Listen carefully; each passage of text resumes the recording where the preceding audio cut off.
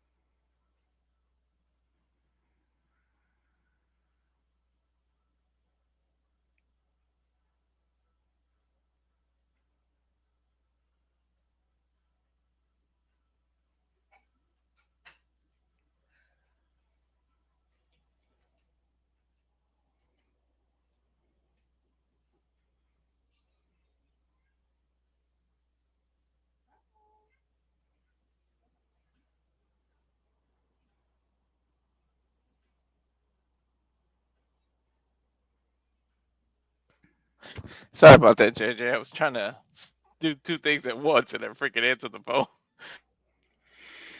It is what it is, man. So what's going on, Walter?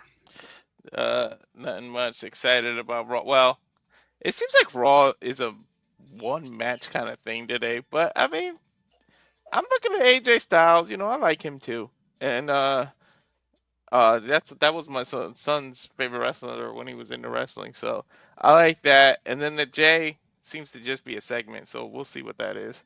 But I'm looking forward to that. But Well, AJ Styles is going to be a segment. Jey Uso is going to be a match. is it? Oh, I thought AJ was gonna fight Logan Paul. No, he's calling Logan out. Did you guys Uh, did you watch Raw last week? I did. I Or got were you too confused. stoned that you don't remember it? Probably that. Jesus Christo, man, Jesus. We have 3 matches and a segment announced for tonight. We've obviously got the steel cage match, which is going to be our main event. We have a tornado tag match, so you don't need to tag in and out. All 4 men can be in the ring at once with the New Day versus Rey Mysterio and Dragon Lee from the LWO. And we've got Grayson Waller taking on Jey Uso. AJ Styles is calling out Logan Paul. There may be something else added impromptu like we sometimes get, but that's the card.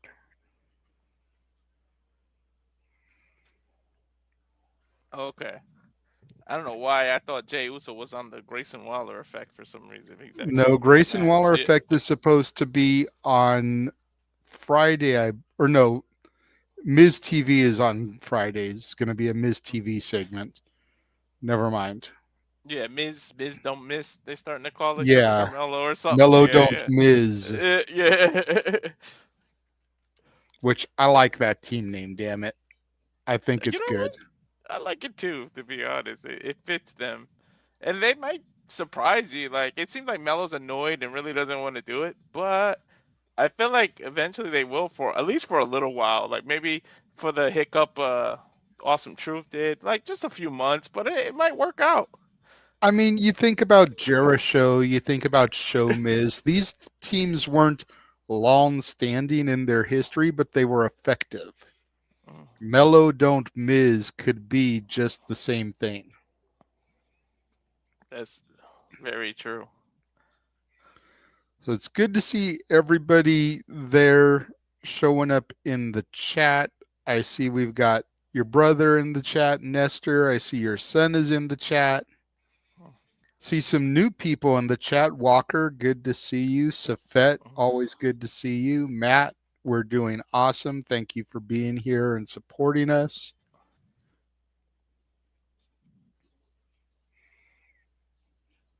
There you go. Another new subscriber.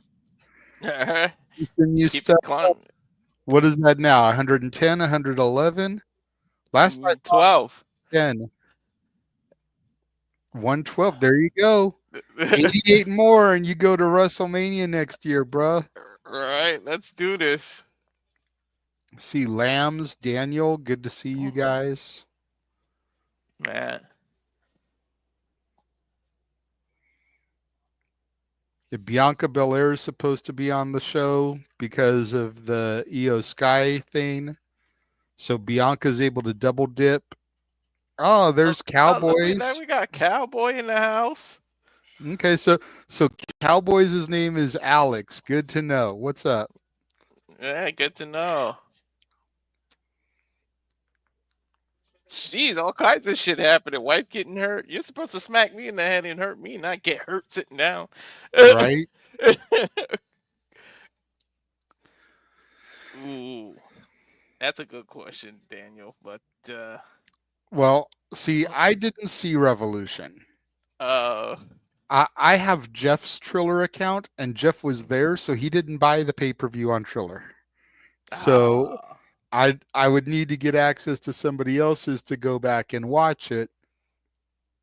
But I heard it was a very mixed bag. I heard that some of the matches were really good, other matches were garbage. I watched JD from NY's review this morning, which went about 3.5 hours, mm, and a lot of people give JD crap, some of mhm. it deserving, but he actually said that it was a really solid show last night. But the biggest complaint he had was the match order. He said that the That matches fair. weren't in a good order, that there were two matches in particular, and I forget which ones they were, that didn't even need to be on the pay-per-view.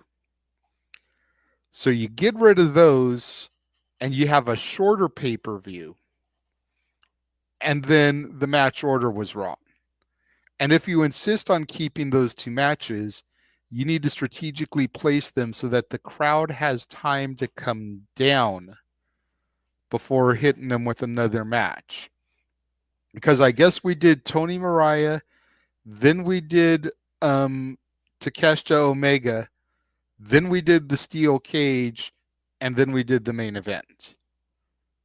Right? I So the yeah, women's you're match, then you had to follow it. Well, Kenny Omega and Will Ospreay are going to be able to follow that. So cool. But then by the time you get to Mox and Cope for the title in your main event, everyone is burned out from those three matches. dude. The air came out of that arena like during the main event. I was like, "Ooh, I'll give you access to my trailer because you get unlimited replay, so you can watch it, and then we can talk about it Saturday." But dude, when it was like, what's the saying? Like a fart in church, dude. When the main event started, like seriously, like even me and Noah were like, "Whoa." The air is let out of the, and we're the fans, and we talked about, we tried to talk it through. He thought I was burnt out from the blood and everything. He kept was like, "Are you okay? You okay?" I was like, "I'm fine. It's not that. I'm just shocked how the air got let out of the balloon. Like holy hell." Definitely the women should have been the main event, but I think we'll talk more about that Saturday. I'm pretty sure.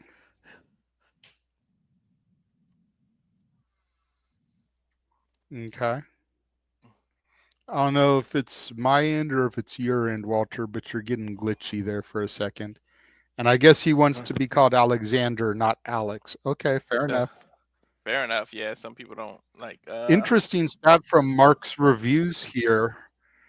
Apparently, tonight is the first time in 17 years that the WrestleMania sign has hung inside of the garden. The last Oh time was wow, the Rumble '08, where Cena came out number 30 and won the Rumble. That's crazy wow. to think of. That is. Give me a second. I'm gonna refresh in case it was me. Okay.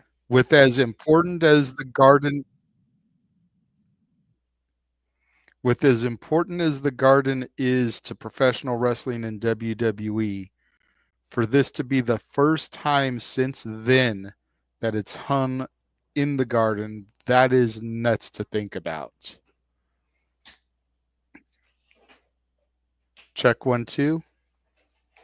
Check 1 2. Okay, say the word something when I stop. Something. You got a bad lag on your end. Okay. I will try leaving and coming back, seeing if it's on my end, but I think it's you. Okay.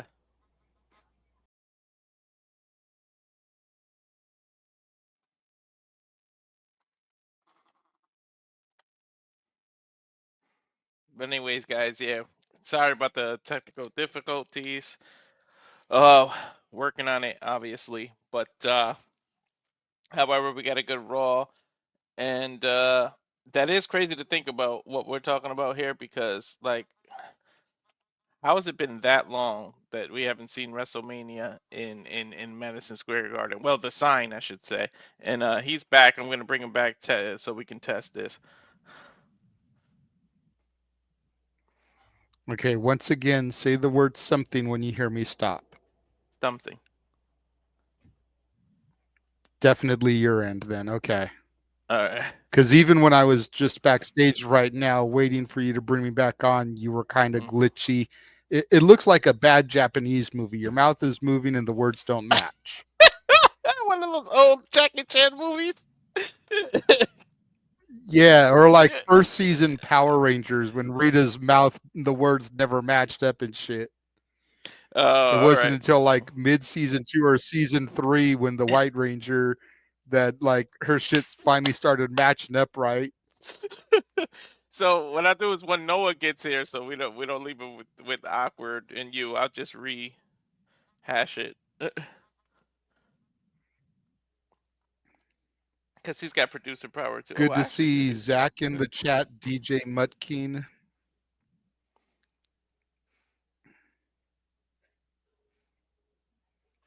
And he's actually from New Orleans.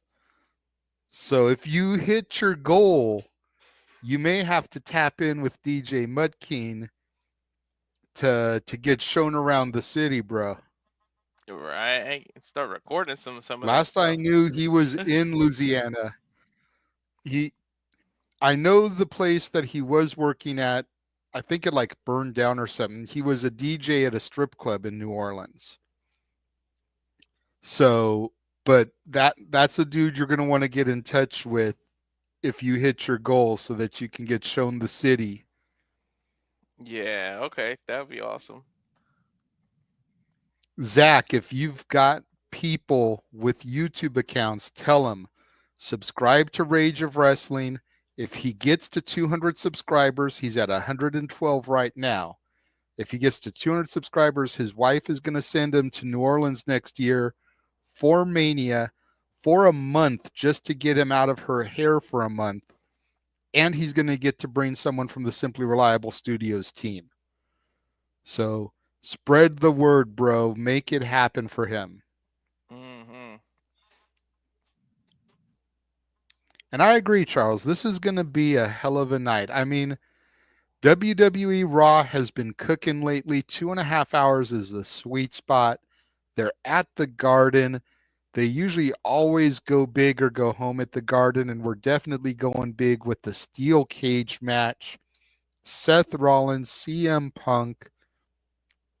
Rumors are high that the tribal chief Roman Reigns will be in the house, make his presence known, potentially start his march towards Mania against Seth Freakin Rollins. You know, what does that do to Punk? Does he get factored into that match, making it a triple threat? Does he get factored into Cena and Cody, making it a triple threat? Does he get something completely different? We will just have to see. But tonight is going to be big because after tonight, they begin their European tour. They're in Barcelona, Spain for SmackDown. They're in Brussels next week for Raw. And we get the beginning of 3 weeks in a row of John Cena on Raw. The newly heel John Cena. Yeah, see, he works on Bourbon Street. Mm, He's going to post it on all his pages. There you go. That mm, See, there was a time when we were doing open mic night. Zach would put us on the TVs at the club. And so everybody in the club would be watching us doing our stupid shit.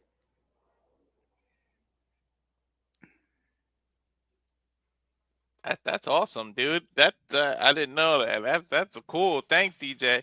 He still does. Apparently, he still does. That's His cool, name is man. Zach. His occupation is a DJ. That's his DJ name, DJ Mudkeen, but his name is Zach. That's He used to be a awesome. big contributor to Stat Boy Sports Bar, too, with Mikey. All right. Where is Noah? I'm waiting to I know, reset. right? He said he'd be here at a quarter till. It is 4:49, damn it. Where is our simple man? He just messaged me. He just got.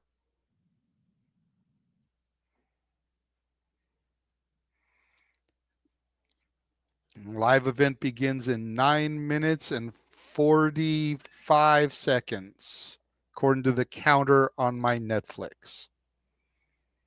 I love that they added little icons of the wrestlers on Netflix for you to use for the profile picture. I was using Kurt Russell from the Christmas Chronicles, but I changed it to CM Punk now that I could actually have a WWE wrestler.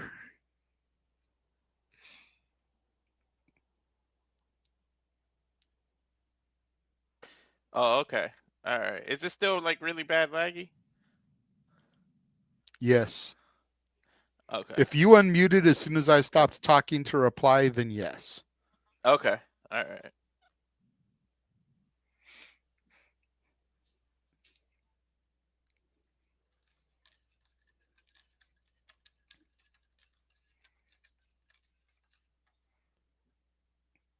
So, what is everybody looking forward to tonight? And I'm going to say, aside from the cage match, because I think that's the go to answer for everybody is Punk Rollins in a cage.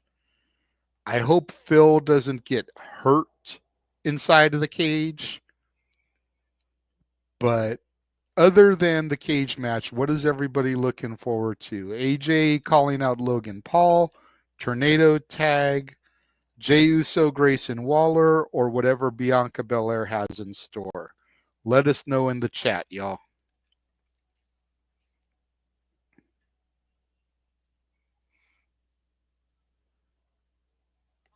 Speaking of Bianca, I posted a video. She was actually on ESPN. I'm so glad that she gets the hype and the women gets to do this. This relationship that they have with TKO and UFC has with ESPN is so much better to bring the eyeballs to wrestling. I mean, the Cena heel turn was on ESPN like 30 times. It was on the Daily Show, and now Bianca gets to do interviews on ESPN. Like, I'm so happy for the wrestling industry in this year. Definitely. And okay, so I was at work Friday night during SmackDown. So I clock off, I'm waiting in the break room for my ride, and I'm seeing all the videos posted on like X for the little segment clips and whatnot. And I'm watching some of the highlights back from the Bianca Naomi segment, and I'm fucking popping in the break room because I called every beat of that. Did I not? I said as soon as the attack happened, it was Naomi. I gave the reasoning why she did it, the whole nine. And fucking almost every word that came out of Naomi's mouth was exactly what I said.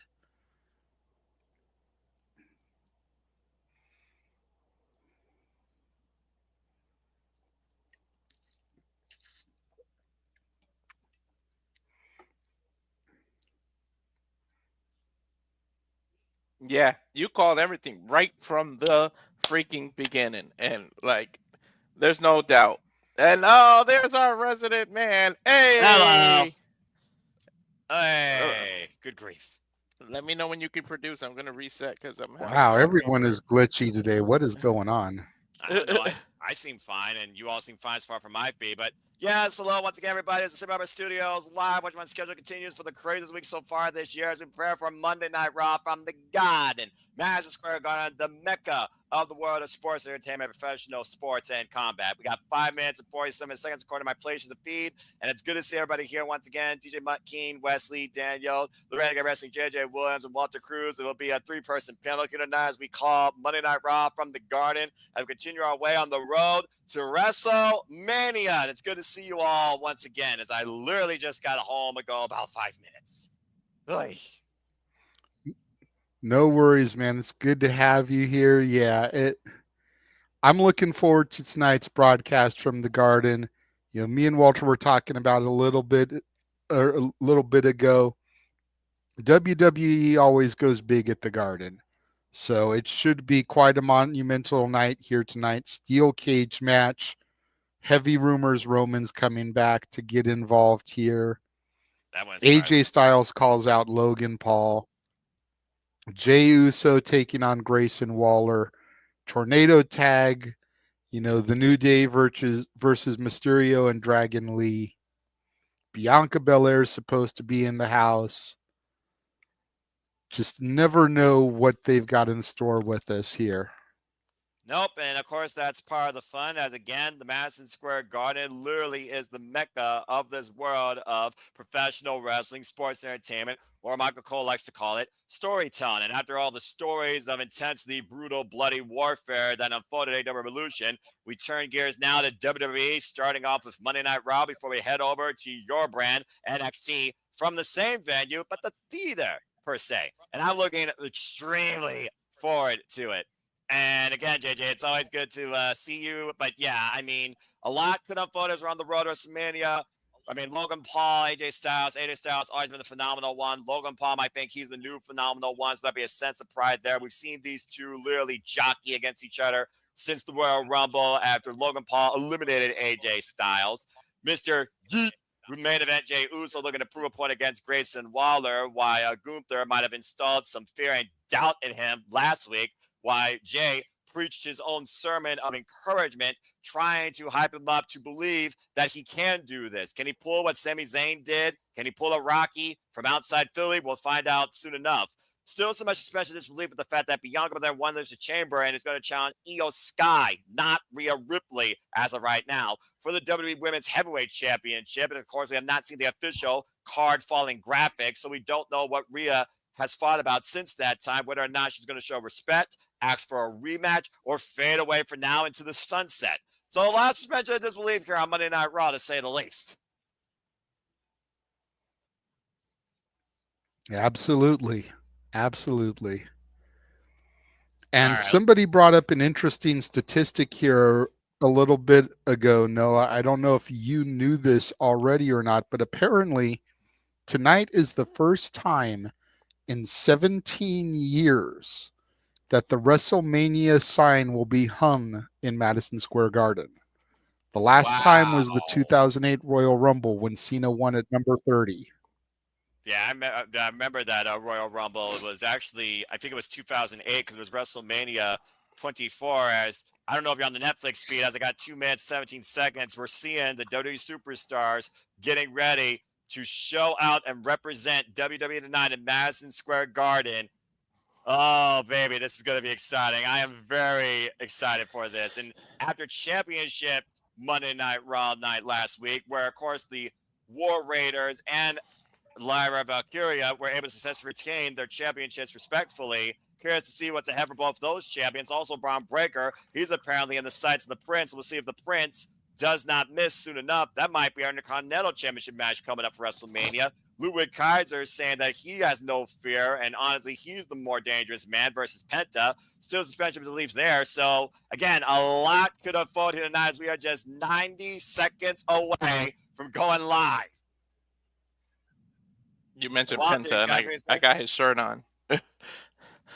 Still, Seattle. Zero fear. And I wonder if we'll get more of the Chad Gable story of trying to find a kryptonite towards Lucha Libre after that shady exchange down in Mexico. I'm testing 1, 2. Yes. Can you hear me? Check. Say the word something. Something. Say the word something as soon as I stop talking. Something. Okay, there's still a lag. Okay, JJ. It's just going to have to be what it is. Because no matter what we do, it seems like you still have a lag. Well, JJ, let's make sure that you and I don't have a lag. So as soon as I say something, you say something. Something. Something. Okay, that was a bit of a delay, I think. Well, this should be interesting. I think the Wyatt Six affected our sets here because, again, they're part of Monday Night Raw, I guess, or Branch Fidel. Well, all the stars of Raw and SmackDown might show up here. But we'll figure it out. And if not, I'm sure there'll be plenty of times for me to say, fuck streaming. And we will give you all definitely some technical difficulty commercial breaks. That being said, who's ready for Monday Night Raw from the Garden? I will try to reboot mine real quick and see if it is on my end. We've still got the opening at least. I'll be back. Go for it, brother. Go for it. Walter, say something. Something. You and I are perfect. Okay. Monday Night Raw is about to start live from Madison Square Garden as we are literally just a little bit over 30 days away from freaking WrestleMania. I think literally we are 39 days away, to say the least, from night one, of course, emanating from Allegiant Stadium in Las Vegas. And I hope everyone enjoys the show. And as Seth just says, it's showtime.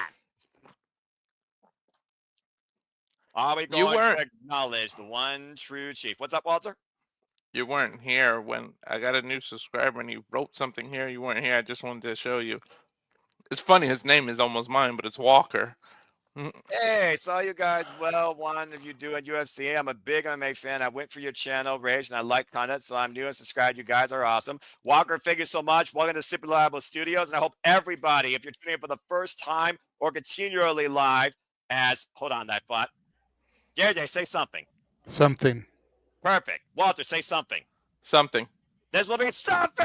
Welcome, everybody, to Monday Night Raw. You are looking live, and you're watching all of us on Netflix from New York, New York, the mecca of sports entertainment, Madison Square Garden, brought to you tonight by Snickers. Snickers satisfies. Hello, everybody, and welcome back once again to Super Reliable Studios. Noah Foster, Walter Cruz, Renegade Wrestling, JJ Williams. We are covering Monday Night Raw here, and there you see the undisputed WWE champion, the American Nightmare, Cody Rhodes, entering the arena. He had a lot to say Friday night, and also there's our brand new WWE Women's Heavyweight Champion, Io Sky of Damage Control with Dakota Kai. I would say that last week that was a team effort, considering she used all her friends' best hits to overcome the Eradicator, Mommy Rhea Ripley. And because of that, she will now face this woman. She might be heartbroken because she lost a friend, but she is on her way once again to the main event. Bianca Belair, the EST, undefeated on the grandest stage. And of course, Seth Rollins looks to finish it once and for all. What's got to be our main event, as he and CM Punk will collide inside a steel cage. That and so much more ahead tonight on Monday Night Raw on Netflix. JJ, are you ready to go tonight? Absolutely. Let's get this ball rolling. It should be an on fire show as we see CM Punk walking backstage now. Oh, look who I see there in the orange and black. Who?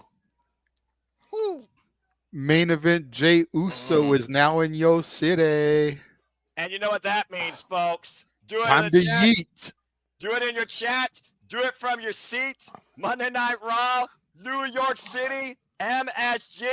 Let's freaking yeet. Isn't it March? Why is he dressed like it's Halloween?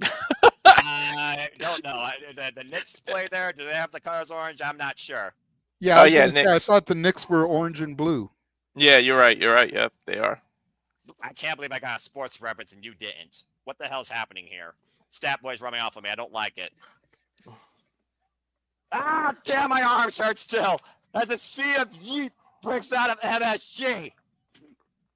I'm not going to lie, though. This is kind of fun, to say the least. but my arm is not like that. And It's a again, good little workout. yeah, workout. You kidding me?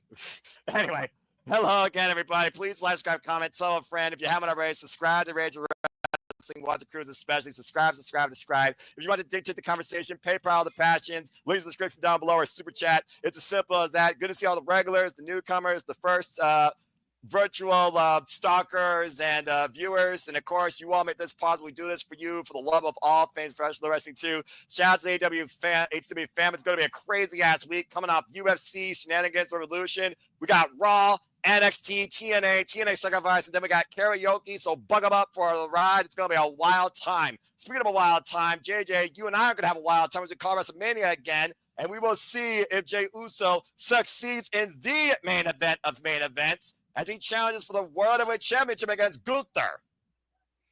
Yeah. I mean, I think at this point, all signs are pointing to main event Jey Uso becoming the champion. My question is, does main event Jey Uso win and go on a run like Cody has? Or does he win and break hearts because The Rock is the final boss of the bloodline? Was it all just a ploy to bring a world championship back to the family? I mean, we've already seen one unspeakable heel turn that's break the internet and the industry, but some people are surpassing above Hulk Hogan, as we lightly discussed on Saturday night. So again, anything's possible, but there's one thing you can say about Jey Uso this year. He's proven that he is his own man. He is the yeet of the fans, and it's definitely being demonstrated tonight here in MSG. JJ, I didn't even think about that. That's a good point. I ain't even think about that. I did it for The Rock. Oh, good The Lord. Rock is 27 steps ahead. As we are 39 days away from WrestleMania. All right.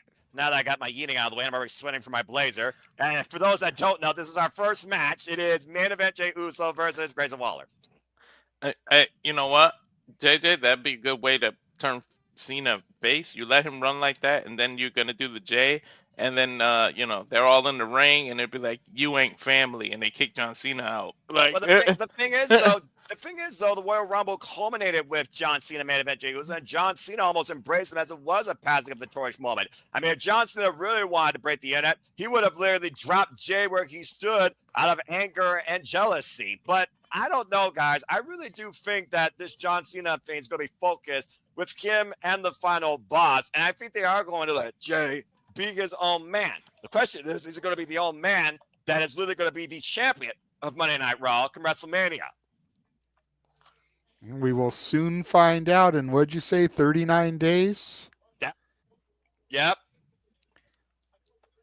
Ironically, every man in this match has their theme song on my Def Rebel playlist, Noah. Well, I'll tell you this much. I liked one of them. Bell rings are underway for our first match.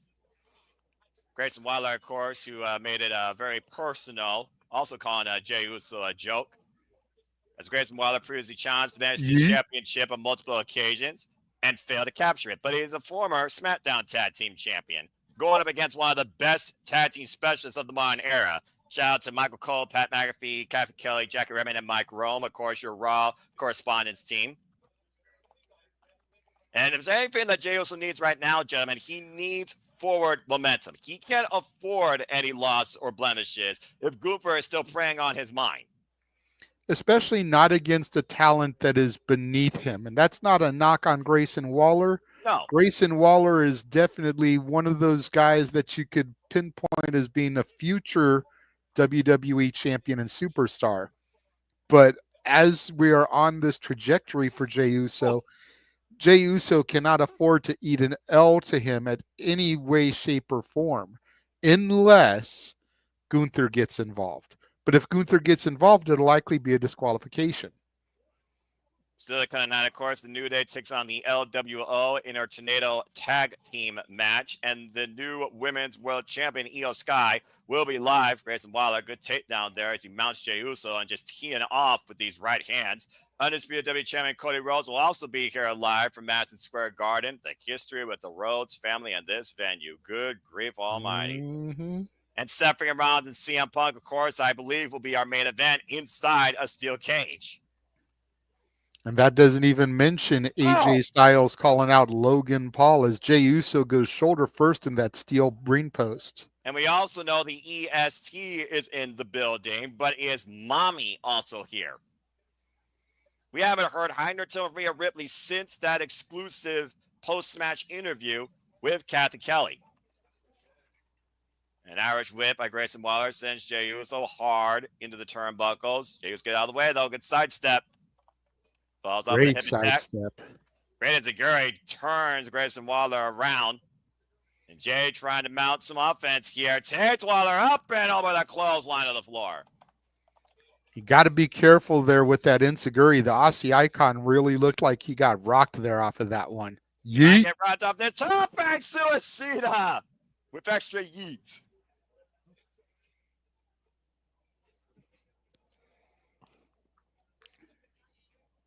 The yeet movement becoming as huge as the yes movement did pretty much literally 11 years ago. And Austin Theory trying to get involved here. Grayson Waller takes advantage with the baseball slide. Of course. Waller. Great double team there by A-Town Down Under. And we thought there was tension. I mean, the jury's still out on that. Grayson Waller still in control. Can he create our moment return to Monday Night Raw? Fuck streaming services. But yeah, I mean, you talk about tension. We've seen the subtle tensions with Grayson Waller and Austin Theory since they've lost the WWE SmackDown Tag Team Championships. So much so that both men had pretty much a fallout when it came to challenging for the NXT Championship against Oba Femi at Vengeance Day. Oh, here we go. Against Oba Femi at Vengeance Day. And of course, we know that Femi will be defending the NXT Championship tomorrow at NXT Roadblock against TNA's X Division Champion, Moose. I'm looking forward to that match tomorrow night. So much good stuff on NXT Roadblock, which again, we will be covering here across the Simply Reliable Studios brand of channels. And yep. And again, this is your first time. Welcome to Survivor Studios. Again, we literally cover all the wrestling, all the major shows, pay-per-views, PLEs, and specials from WWE, NXT, TNA, AEW, ROH, and independent wrestling scenes as well. So please be along for the ride because the content's going to continue to level up. Speaking of level up, stay tuned for the debut of Simply Gaming here, which will include podcasts and game nights coming here very soon to Simply Reliable Studios. Stay tuned for more on that. To your point, Noah, as far as the independents, we'll be doing House of Glory this coming Saturday, City of Dreams. Danhausen, Private Party, Mercedes Monet in the building, just to name a few names on the card. Indy Hartwell makes her debut. Shaw Guerrero will be there as well. Be on the lookout for that. Triller Plus, $8 a month subscription, 7-day free trial. That's right. And you can watch it along with us doing our call of it. And be along for the ride. And again, we also got TNA Sacrifice this Friday and State of City predicting TNA Sacrifice as the TNA predictions continues. And the All Elite League leaderboards will be updated come either tomorrow or Wednesday. So please stay tuned. As we only are here in this forum to encourage you to adjust your life and enjoy professional wrestling too. It's as simple as that. Safet saying that Madison Garden is lit tonight. And Matthew with the yeet. And shout out to Team No DQ. Say, the No DQ. And stay tuned to the No DQ review tomorrow night, courtesy of Aaron Riff and a panel of guests, as I'm sure they'll have a very great conversation and maybe a little bit of trolling analysis, depending on, what they're dealing with. Yeah, I was going to say, considering what happened last week on the review, God only knows what will happen this week. I heard that last week was controversial, and we'll just leave it there. It's controversial. Controversial is the professional wrestling business. That's to say the least. And I was on it. And I'll be on it tomorrow, so we'll see. God help your blood pressure. DJ Mutkeen saying he wants to build a custom commentary table. Boo for me. Y'all nice. Again, I just have fun here. We're back from Monday Night Raw. Grayson Waller in control, taking on main event Jey Uso. Jumping off the second rope, big elbow drop. Here's the cover. Hook the far leg. The ring gets a 2 count. Can you imagine if we get a massive upset here tonight in Madison Square Garden on the road to WrestleMania? Big elbow drop for the legs. What is that through the leg? Kind of like a frog splash elbow. That's different. Nonetheless, a little bit of a twist there on a classic move. Waller continues to take control of this match, though. The fans trying to yeet and encourage Jey Uso to get back in this fight. The big right hand by Jey Uso. Meets Waller with another one. Jey Uso, mounting a comeback. And, big one. We talked about before the things that really have helped Jey Uso connect with the audience is his heart and his resilience, more than just his catchphrase. Big Samoan drop to Grayson Waller.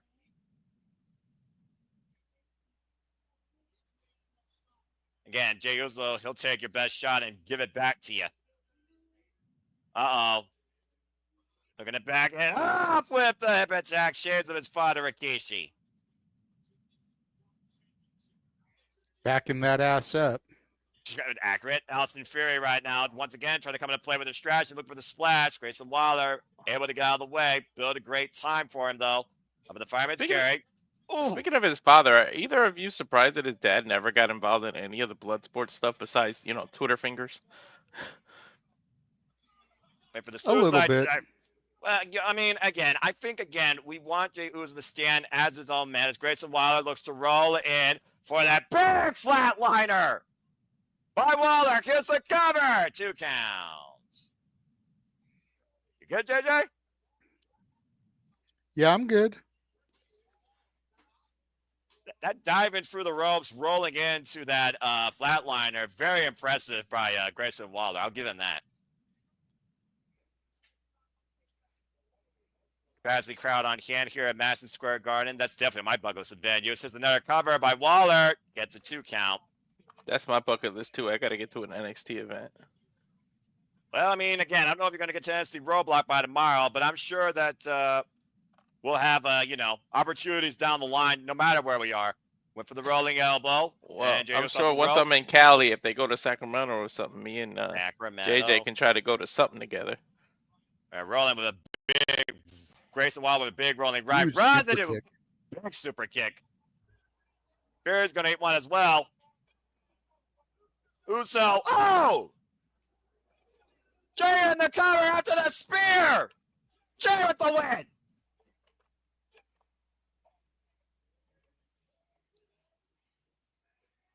Makes you wonder, though, is they only going to take one of those spears to beat Gunther at WrestleMania.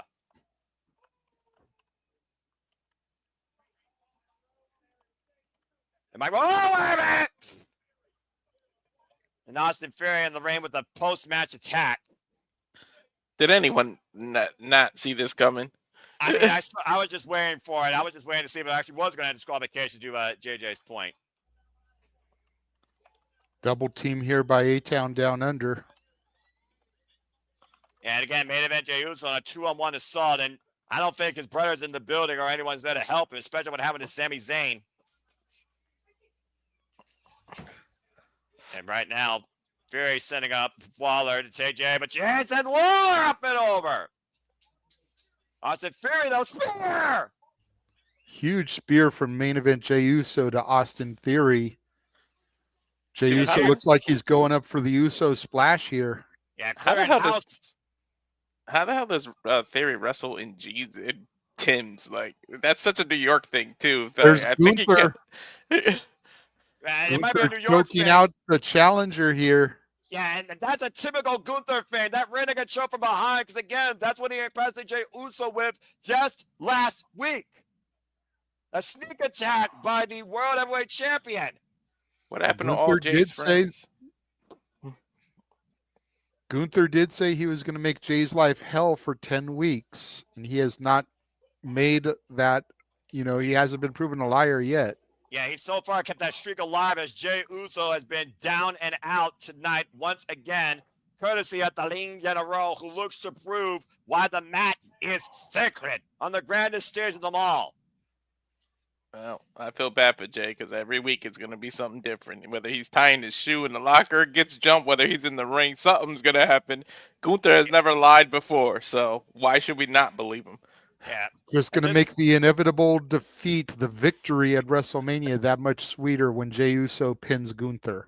Well, I Hmm. understand why you all might think that's a foregone conclusion, like the Rocky Story with Sami Zayn. But again, Gunther's been world champion now of some sort over 80% of his entire WWE career. So I would not count the League General out, especially with how much Triple H has made this Road to WrestleMania extremely unpredictable. Mm. I mean, shocking things have happened this year. So would it shock me if he retains? No, but my problem is, will Jay ever be able to recover? Like, I feel like you can never try to bring him up to that level again if he doesn't win. You know what I mean, JJ? Mm-hmm. We want to talk about somebody that may not be able to recover. I don't think anyone thought that CM Punk would ever recover enough to return home to WWE as hell froze over at Survivor Series 2023, much to the dismay of Seth freaking Rollins. But did hell really freeze over? I called it when he walked out of Wembley at All In with the Real World's Championship over his shoulder and his one in the air like he was acknowledging the tribal chief. You did. He And did call people it. did not believe me. People wanted to believe the dirt sheets that said, oh no, deals haven't been done. They couldn't reach an agreement. It's not happening, which is why I got on Josh's back so hard when he came out that night.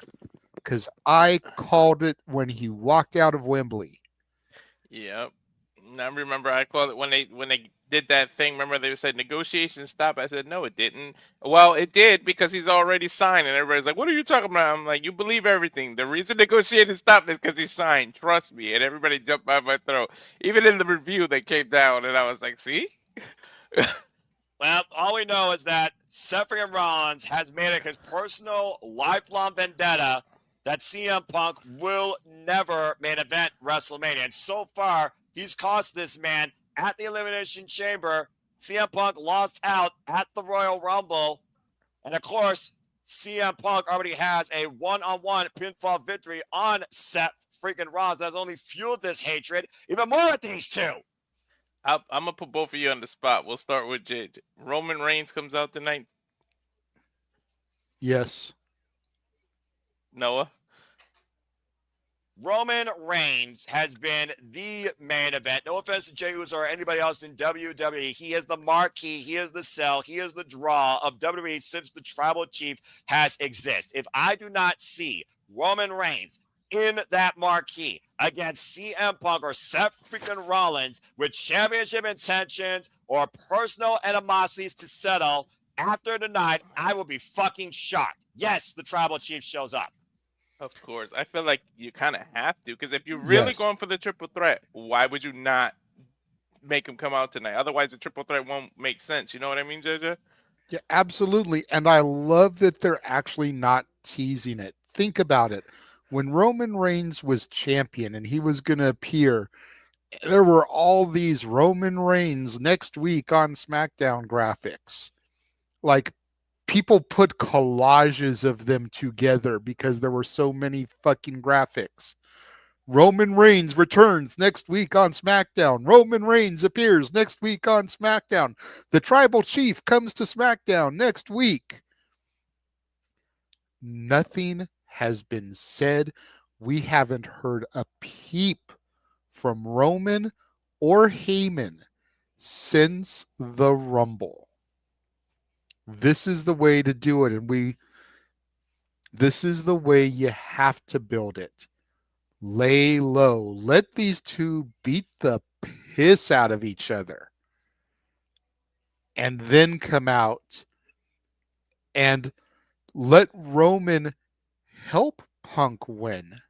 Not that Punk needs assistance. Also, Punk TV streaming services. Commercial break. Continue.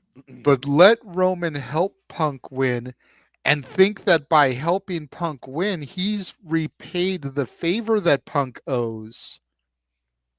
But Punk didn't ask for this. It's like that scene in Aladdin where Aladdin tricks the genie to get them out of the Cave of Wonders. but it's not a wish because he didn't wish for it. Roman comes out thinking helping Punk takes care of the favor that's owed, but Punk didn't ask for him to. He did that on his own, so he still has his favor in his back pocket. That's such a great analogy. Yeah, leave it to Paul Heyman, the wise man of the tribal chief, to find a loophole against his best friend on behest of the OTC, who I'm sure has still some pent-up animosity against CM Punk, with the fact that CM Punk and Roman Reigns were both eliminated at the Royal Rumble, jaw-jacking each other face-to-face, considering CM Punk was called in by Paul Heyman, and it was Punk that helped the OG Bloodline beat Bootleg Bloodline at War Games last year. So again, there's a lot of familiar ties amongst this triangle, these three men, to your point. Seth freaking Rollins, Roman Reigns, Seth freaking Rollins, CM Punk, Roman Reigns, CM Punk, Seth Rollins. It feels like nothing's going to be sound. There's not a bumper or a fall person here. All three men are equal in their argument, but only one can stand superior, I would imagine, at WrestleMania. It's just a matter of who. Absolutely, and I appreciate you, Walter, giving me props for that analogy. I had to try and make an analogy that, once when he was a wee lad, we know that he has seen Aladdin in his lifetime, so he would get the reference. He's not a movie guy. He's not a TV guy. I had to put it on some kind of level. He would understand where I'm coming from, because I know when once he was a wee lad, he watched Aladdin, goddammit. But I also know what it means to put a loophole in a contract or an agreement. And I'm not a lawyer and I'm not a con artist. But anyway, I do understand what you were saying there. And you would also be correct. So, again, good stuff. As always, good stuff here at Super Studios. Again, we're on another commercial break. Great win by Jey Uso. But again, Jey Uso, 2 weeks in a row. He's got a long way to go. If this is going to be the continued trend, match or promo-wise. Rough road to WrestleMania for the Yeet Man. Beautiful skyline here of New York City.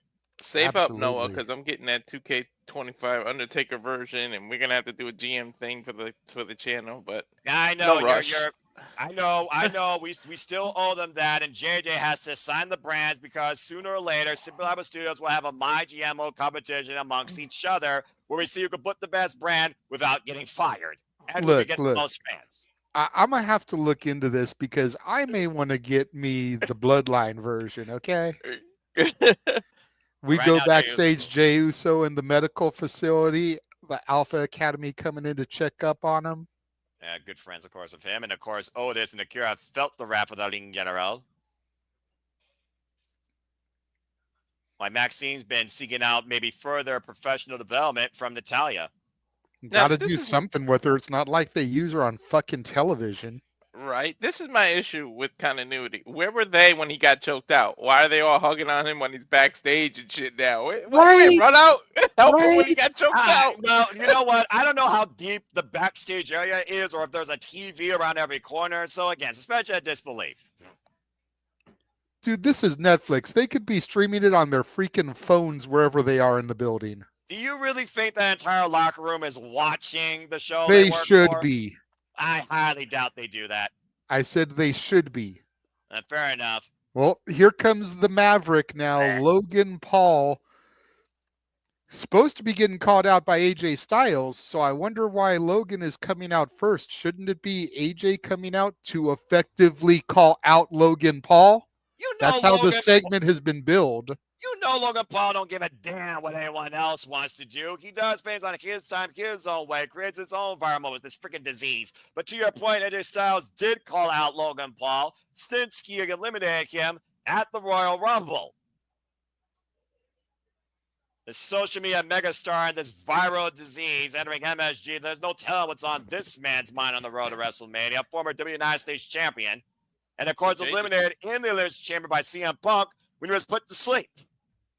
To JJ's point, this is completely ass backwards. But then again, it's a heel thing to do. Take it away from AJ and you call out AJ instead to make you look like you got. But I don't know. Nice plant there, Logan. Yeah, I was gonna say, totally ripping the shirt off of a fan there. Complete plant.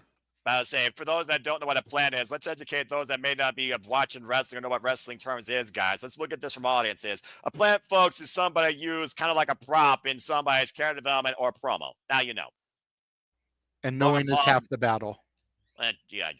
All right. Well, I guess he's about to speak. JJ, transcript, please. I will do my best. I have it turned down so we don't get copyrighted. So Fair enough. Then I will try my best as well. If he actually says something irrelevant. Also, I could just turn on captions. Duh, it's Netflix. But then again, they might just boo him out of the building. So, I mean, if he doesn't say anything, are we really missing anything?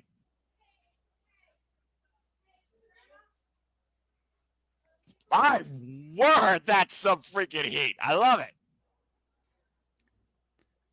it. I can barely hear what he's trying to say because the crowd is booing him so much. I've heard him say AJ Styles, and he was like, I came out here. Says he doesn't usually associate with guys like AJ Styles. Okay.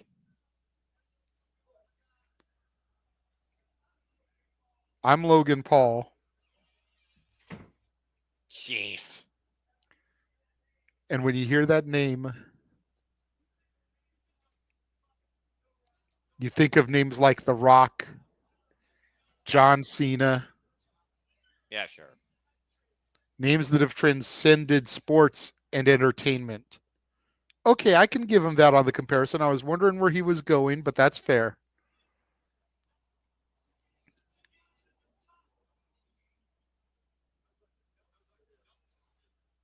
Good grief. He's shocked. He's shocked that Cody Rhodes was dumb enough to reject The Rock's offer. I'm not.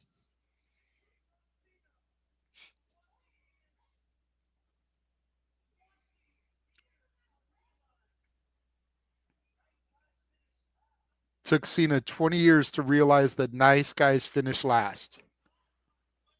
Something he's known from day one.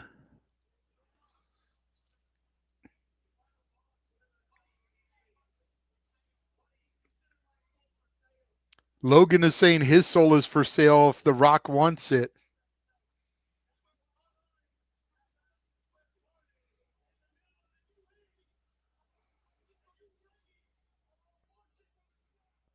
Good grief.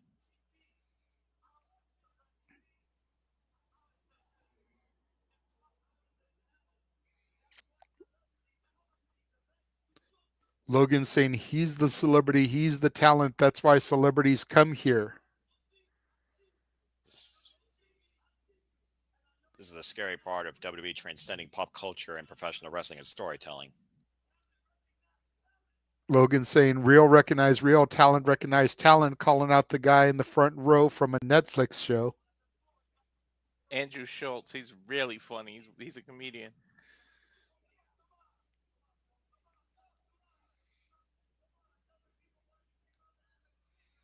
He's got that Simon Gotch mustache.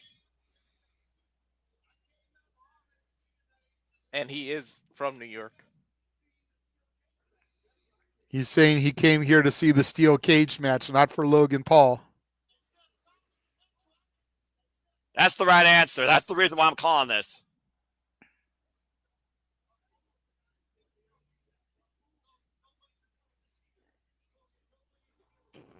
He says, Logan, nobody is here to see you. Fact!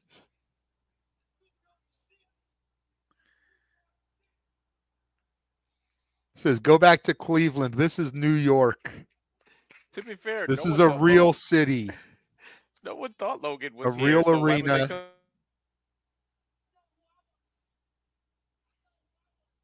I know who I want to see. I want to see AJ Styles. That's who I want to see. That's brilliant. Oh, no, come on. Logan pulling him over the barricade here to the ringside area. I guarantee these two are best friends in real life. Of course. Of course. I mean, that's why Logan's doing this. He probably has trust with Logan. Uh-oh. Logan's got him set up. What? Well, thankfully, here comes AJ Styles. Like you say, we're supposed to call Logan Paul tonight. Well, I guess proverbially beaten to the punch. Phenomenal blitz. Jesus, clothesline takes down AJ Styles. I Schultz love back that. up. Setting up for the phenomenal forearm here. Springboard headset. Connects. 20,000 on their feet at MSG with that shot.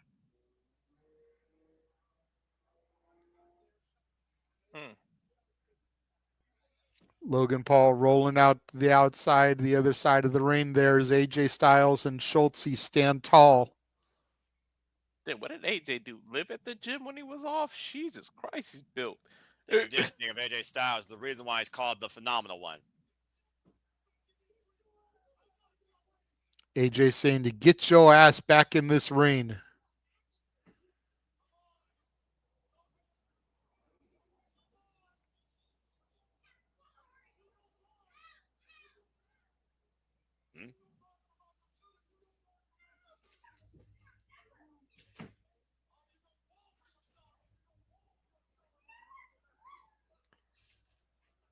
Damn.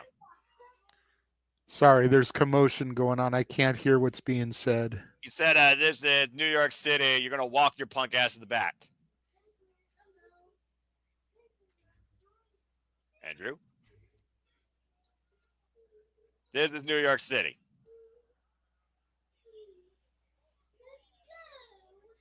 Well, Logan Paul walking away from a fight. Man, I wonder how many times he's done that in his career. Dude is a Georgia native and he's kissing New York's butt. I gotta fit. I got something out there that I want to happen. I want to put it out. It sounded a little crazy in my head, but I would love if it actually happened and your thoughts on it, especially JJ, because him and I tend to be on a lot of the same wavelengths. Yes, you both do. What if AJ wins the Money in the Bank, right? And instead of cashing it in on the WWE champion, he goes over to TNA and cashes it in on the TNA champion. And for the first time, you see WWE do something with TNA like that make this relationship feel important. He cashes it in on whoever it is at the time, via Joe Henry, whoever it's going to be. And, they do one of those live TNA shows, and he cashes it in on him. And then AJ one more time before he says bye, because he said by the time he's 50, he's going to be completely done. Can be said, I'm the TNA champion again. As much as I'd love for you to cross the line with WWE gimmicks, I highly doubt that. He has a better chance of coming to the Slammiversary, winning a six-pack challenge, being the last surprise entrant, and winning the title there. If AJ Styles is going to win the TNA champion, he's going to do it honorably because he is Mr. TNA, and that is the house he built. No offense to SmackDown for 2016. Optimistic, but I never see the Money in the Bank crossing the line into TNA. As we have another impromptu commercial break look back here, courtesy of Intuit TurboTax. I use Station R Block, though, personally. I think it's far more reliable. As we look back at the shocker that no one expected last week, as Io Sky took on Mommy Rhea Ripley, a challenge the champion made herself after costing Io a chance in the Elimination Chamber. What do you think of that idea, JJ? Yeah, go ahead and talk about that real quick. Go ahead and cover what we're covering right now. No, I can always piggyback to it on commercial. Yeah, I got you. I mean, this almost was like a commercial. But yeah, if you don't know by now, folks, your mommy is not on top. Your mommy is out of WrestleMania as the pressure got to her, and Io Sky played damage control and pulled all the hits to beat Rhea Ripley, who exposed her own insecurity and vulnerability, seeing how Bianca Belair was cheering against her, it seems, despite the fact that in multiple interviews, both women respectfully said, I want to face you at WrestleMania. And instead, we have Io Sky versus Bianca Belair as Io Sky continues to be undefeated against Rhea Ripley and is now a Grand Slam WWE champion, winning both the New Incarnation Women's Championships, the first woman to do so. Tensions are running very high with Bianca Belair at ringside, but I really expect Jessica Carr's long leash of leniency, considering she did not want to see that match thrown out. As Rhea said, I'll see you as WrestleMania. Riptide counter with a takeover Frankensteiner as the over-the-moon salt culminated in Io Sky being the champion again. That really caught me off guard. That they got me. That caught the whole damn world off guard. That's a swerve that really got me. But the story that they told within it of mommy taking her eye off the prize makes it a fitting conclusion. If Mommy had taken her eyes off the prize, got into it with Bianca, and retained, I don't think it would have been as believable. Yeah. Again, we literally were writing her off. We said at Elimination Chamber it's going to be Bianca Belair versus Rhea Ripley. Then Io Sky just walks in from the stairs, and we still thought she wasn't going to do it. And we will get an exclusive interview later tonight, it sounds like, from Io Sky as we go back inside Madison Square Garden. Looks like it's time for some tornado tag team action. As here comes the New Day. Wow. I'm shocked they didn't go to commercial. Trust me, it's going to happen sooner rather than later. This is WWE we're talking about. Well, of course, they'll probably go to commercial during their entrances here. You know, we'll get the traditional, they're in the ring for 3 minutes as their music plays, and then we'll come back and get the LWO entrances. But the only way that your thing would be feasible, Walter, is if they did it on July 5th or 6th for Money in the Bank, which is 4th of July weekend, or they did it on July 13th Fuck or streaming the services. 19th, 20th. And fuck streaming services. Commercial break. Yeah, you freaking called it. I hate you for that, by the way. Sorry that I know my company. I'm just saying. I mean, you know, it is what it is. Again, TNA, best flow. Anyway, continue. Yeah. Continue your thoughts. Because Slammiversary is July 20th. So it would have to be before then. Money in the Bank is traditionally a July pay-per-view. Yes. So there's limited dates there to make it happen. Like I said, it would have to be the 5th, 6th, because that's 4th of July weekend, or it would have to be the 13th. WWE is petty as fuck, but they're not going to put Money in the Bank up against All In. Nah, that would be that they're not going to do. They're petty as fuck, but they're not going to put Money in the Bank against All In. So they would go the 13th because the 12th is All In. And they could do it on the 19th. Slammiversary is Sunday the 20th. But I don't think they would have the cash-in turnaround be that quick. Granted, we've seen cash-ins the night after the event. We've seen cash-ins the same night. But I don't think they would do it like that without giving AJ a couple opportunities to be on TV with the briefcase beforehand. And there you go. All right. Well, and again, we'll be covering TNA Slammiversary, Rebellion, Sacrifice, Unbreakable, and so much more TNA Impact to come, folks. So stay tuned for more of that. But yeah, interesting segment, pop culture, cheap plug for Netflix comedian. And it does sound like we're going to get Logan Paul versus AJ Styles at WrestleMania. I kind of got the idea of that literally after the Royal Rumble angle. So, I mean, yeah, it is what it is, you know? Of course. You know what's you can't be surprised by that. I mean, come on now. That's almost the most obvious match to call for the WrestleMania card at this point. Of course not. You know what would have been funny? Like when we were talking about commercials, what I would have did was when New Day's music hit, cut the commercial just to give them something else to gripe about because it fits their story because they feel disrespected and that everything's like as a joke, not as a joke, but as part of the story. That's what I would have went to commercial, and then it would have been like, see, you guys disrespect us again. Like they knew that's when they went to commercial. You know what I mean? Well, I mean, you know, game respects game and disrespect gets disrespected. It is what it is, especially since the New Day literally turned against their friend Big E, playing as the victims and been bitching ever since and not doing anything to improve their stand still on Monday Night Raw. Now they're outcast in the locker room. So, hey, it is what it is. We talked about the whole Corey Graves and Camilla situation. If you are disrespectful or uncooperative, there are consequences. There's also freaking shaming. There's also, shunning.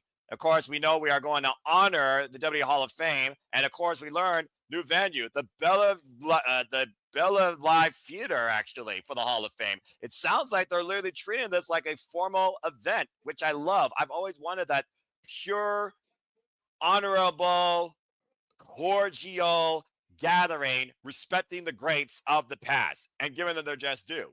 So hopefully it will be that. And anyone that's here in public, dress for the occasion beyond freaking shorts and a t-shirt. Show some freaking dignity and decorum, for Pete's sake. You know?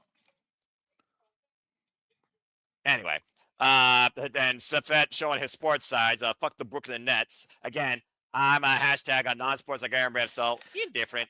I'm And a why sports person. The way Of they course you screwed are. up the Kevin Durant and everybody when they had James Harden, that's just I could never forget the way they effed that up. And Kevin Garnett and all that, they really effed that up. Well, we'll see soon enough who gets effed up in your next UFC watch along as TKO now is bringing the UFC to Saudi Arabia after making a big-time deal here with Dana White as we're looking back on the biggest business ventures that WWE, UFC, this TKO merger has done, including with Saudi Arabia and Nick Khan. And look at that, Walter, the Hall of Fame boxing trainer, Freddie Roach. Love me some Freddie Roach. Poor I mean, guy. again, this is Walter's word. He can talk more about this. You can also talk about King Colin Wash, the undefeated professional boxer. And again, folks, you can stay tuned for more UFC coverage and knowledge with Walter Cruz, courtesy of Rage Wrestling. Again, become a subscriber today. Great watch along, by the way, guys. Go ahead. I know we're not going to be doing the April UFC because that coincides with our WrestleMania karaoke night. So we'll have to wait until whatever event they have announced for May for our next UFC watch along. I did give the boys the option of just coming in late like I did that one karaoke and doing the stuff when I got home. And they said that with it being WrestleMania, basically our shenanigans go home to WrestleMania.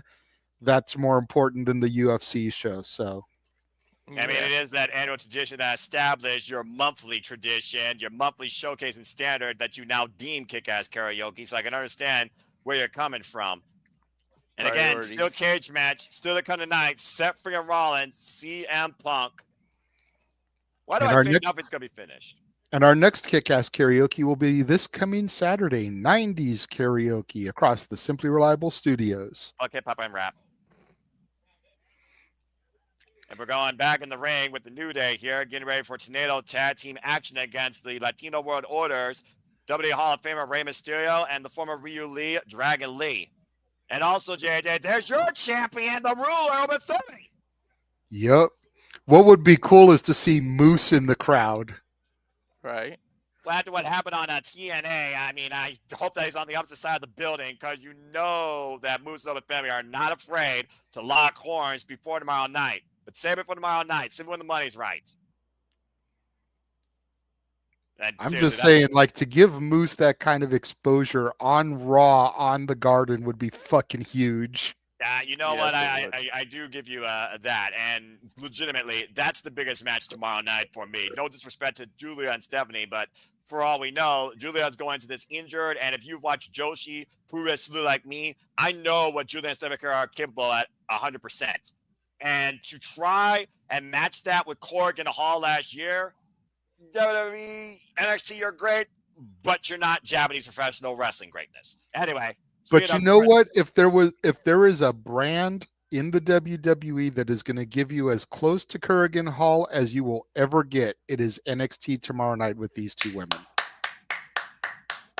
I'll hold you to that. We'll see what happens here, though, with this Mexican Lucha Libre greatness as Dragon Lee and Rey Mysterio go up against the New Day. Don't blink because there's no tags needed. Yeah, exactly. Literally, that's the rules here. Anything goes, no tags. First pinfall submission inside the ring wins. This is literally Lucha rules. I had to get that in there. No, I appreciate that.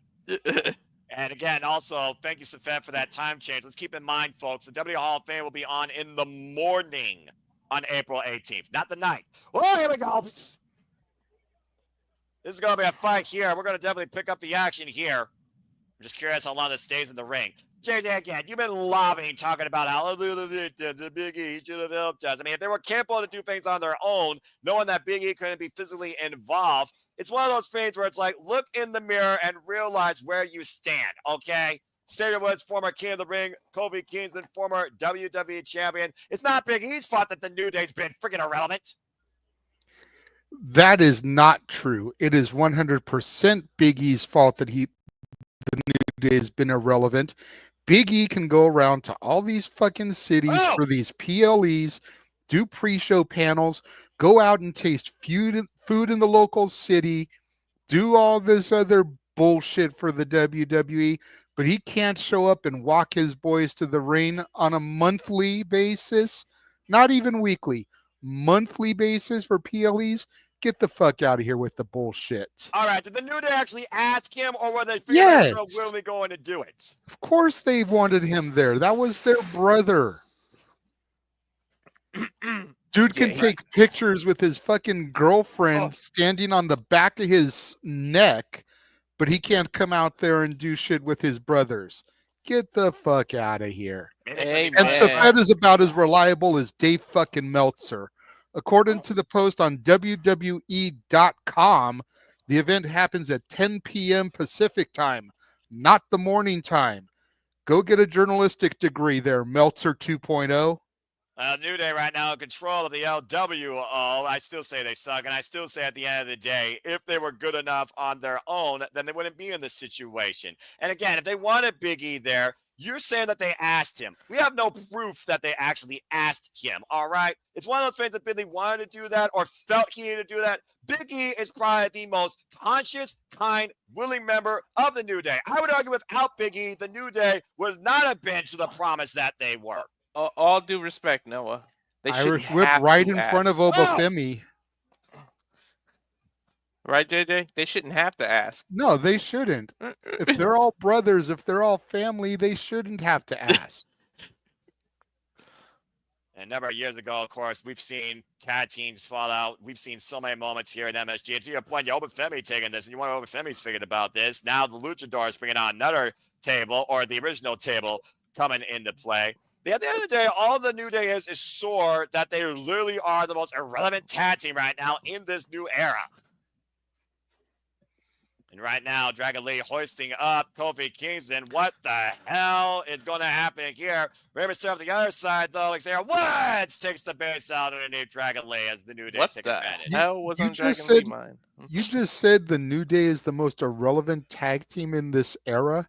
I think Joaquin Wilde and Cruz del Toro would like to have a word with you. Right. All right, most relevant team on the Monday Night Raw brand. They are on the Raw brand. They're the other part of the LWO. Why Mhm. aren't they here in this match instead of the makeshift team of Rey Mysterio and Dragon Lee? Right, because Rey Mhm. Mysterio wanted to be with Dragon Lee since Rey Mysterio was the one first disrespected by the Okay, New Day. but the other team is the actual freaking tag team. This is two single stars. Well, You either way, got this a tornado point. check continues on Monday Night Raw. Affected party versus the party's party. Again, Did you fuck lit- up. Did you Streaming literally time. stop saying fuck television in the stream just so I don't keep the counter? I notice you keep catching yourself.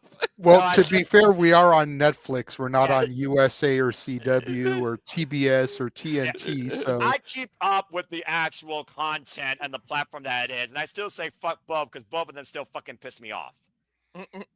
Anyway, we got another commercial break here as we do. So again, like I said, if the New Day actually want to get ahead, do something on your own, prove a point, Well, and see if they prove a point here tonight. I think something big was gonna happen with the New Day, but third person got in, what would have been legal trouble, and they had to release him, so they had to hit the reset button. So, I mean, I think they were heading somewhere.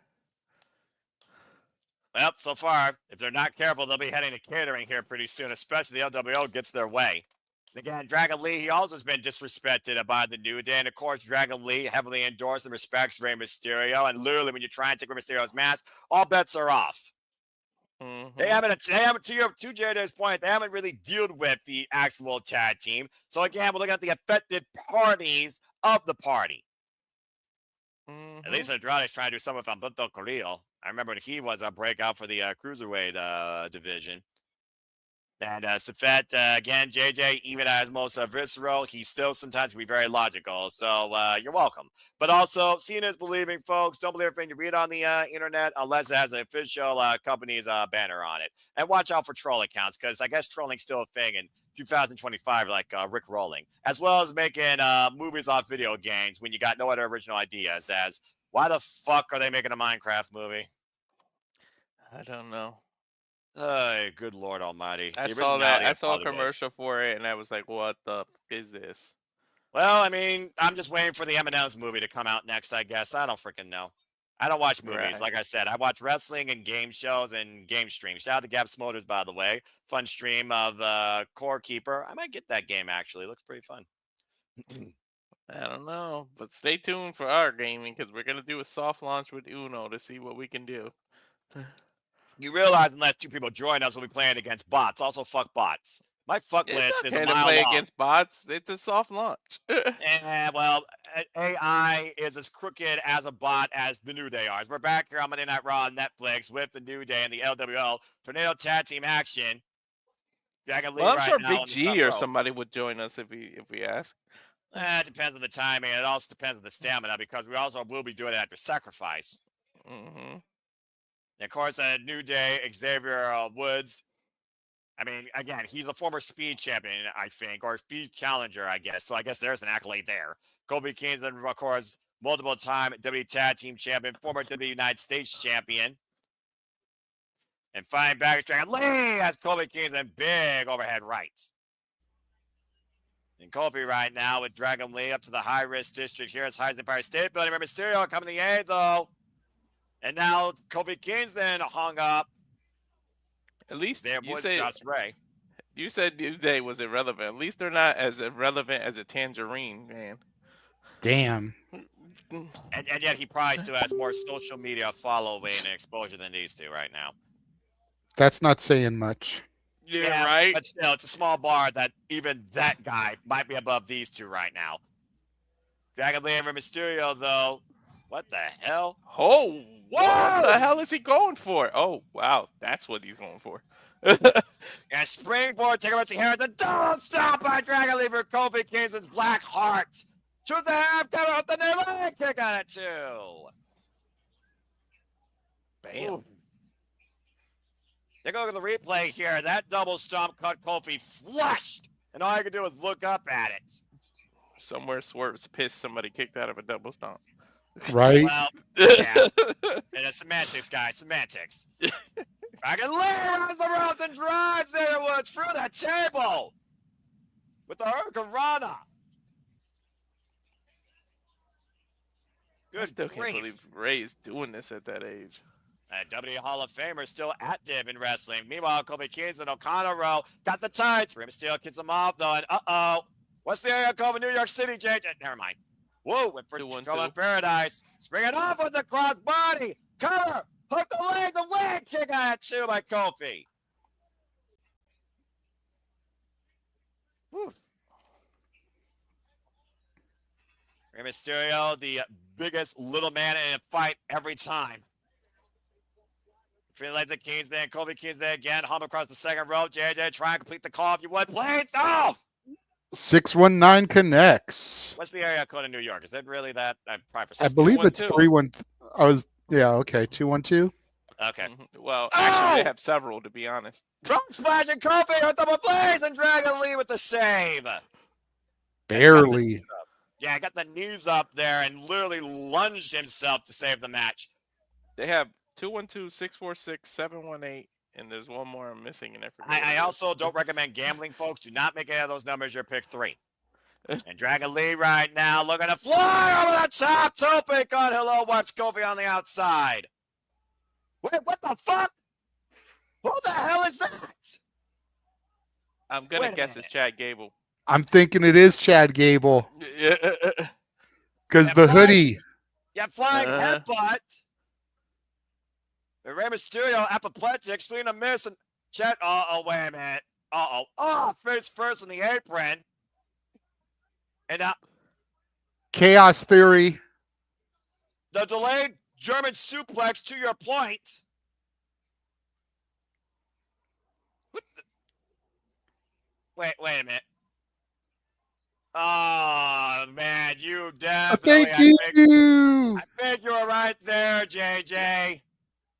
Yeah, look at the front of it. It's red, white, and blue, and it even says American made on it. And Chad Gable now running out of the building away from security. Making like Forrest Gump. He was running.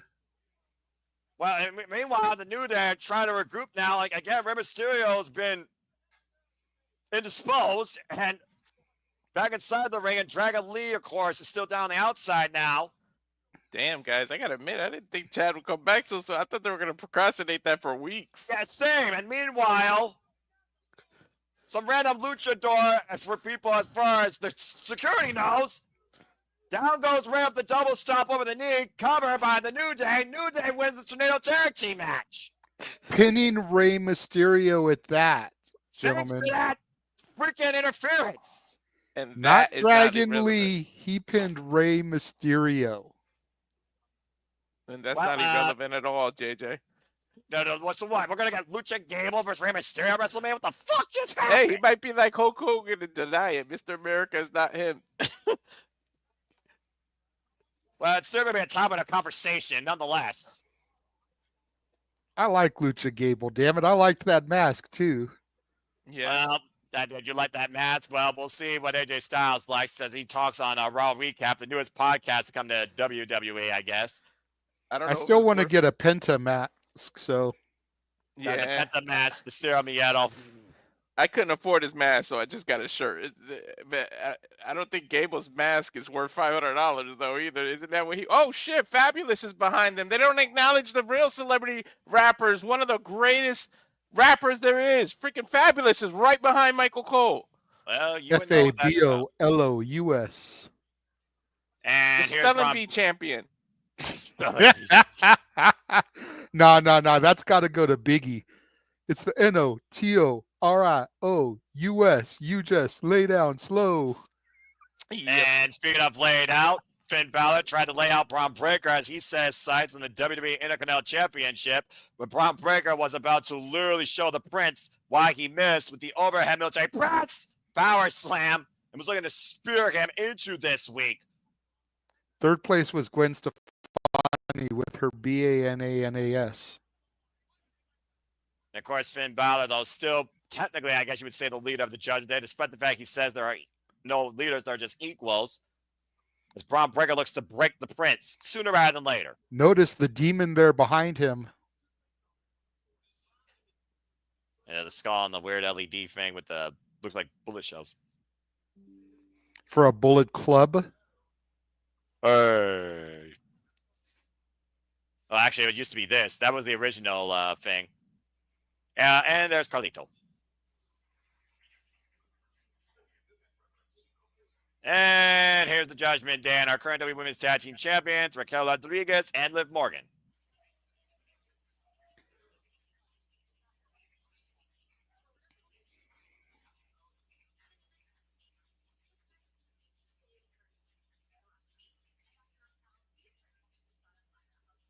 Okay. Did they just say it's going to be Bailey versus Raquel? Correct, and it sounds like if Bailey wins, she might challenge for the WWE Women's Intercontinental Championship. Okay. That's random, but okay. I mean, I've Oh, shit. Bailey's part of Monday Oh, Night Raw. shit. What? If Bailey wins, she's challenging for the Intercontinental Champion. Yes. Bailey sounds like- defeats Lyra. Who's Bailey been feuding with? She been feuding with Roxanne, your Ooh. new Intercontinental Champion at Mania. We do not need to hot potato the mid. Yes, we do, goddammit. Put Oh, Roxanne no, over no, big no. in her first major singles match on the main roster, Noah. Noah, it's better than doing nothing with it like they're doing now. Yes, and Roxanne will carry. Think about how Roxanne carried the NXT Women's Championship. Think about the class and dignity she will carry the Intercontinental Championship. Think about how over she is with the fans, whereas Lyra gets fucking crickets after her intro. I'm telling you, Noah, make that shit happen. We're Well- still 39 days away. So if the match takes place next week, in theory, we still have a month. A month is a decent enough run for Bailey. There's your run. And there you go. They just acknowledged Fabulous.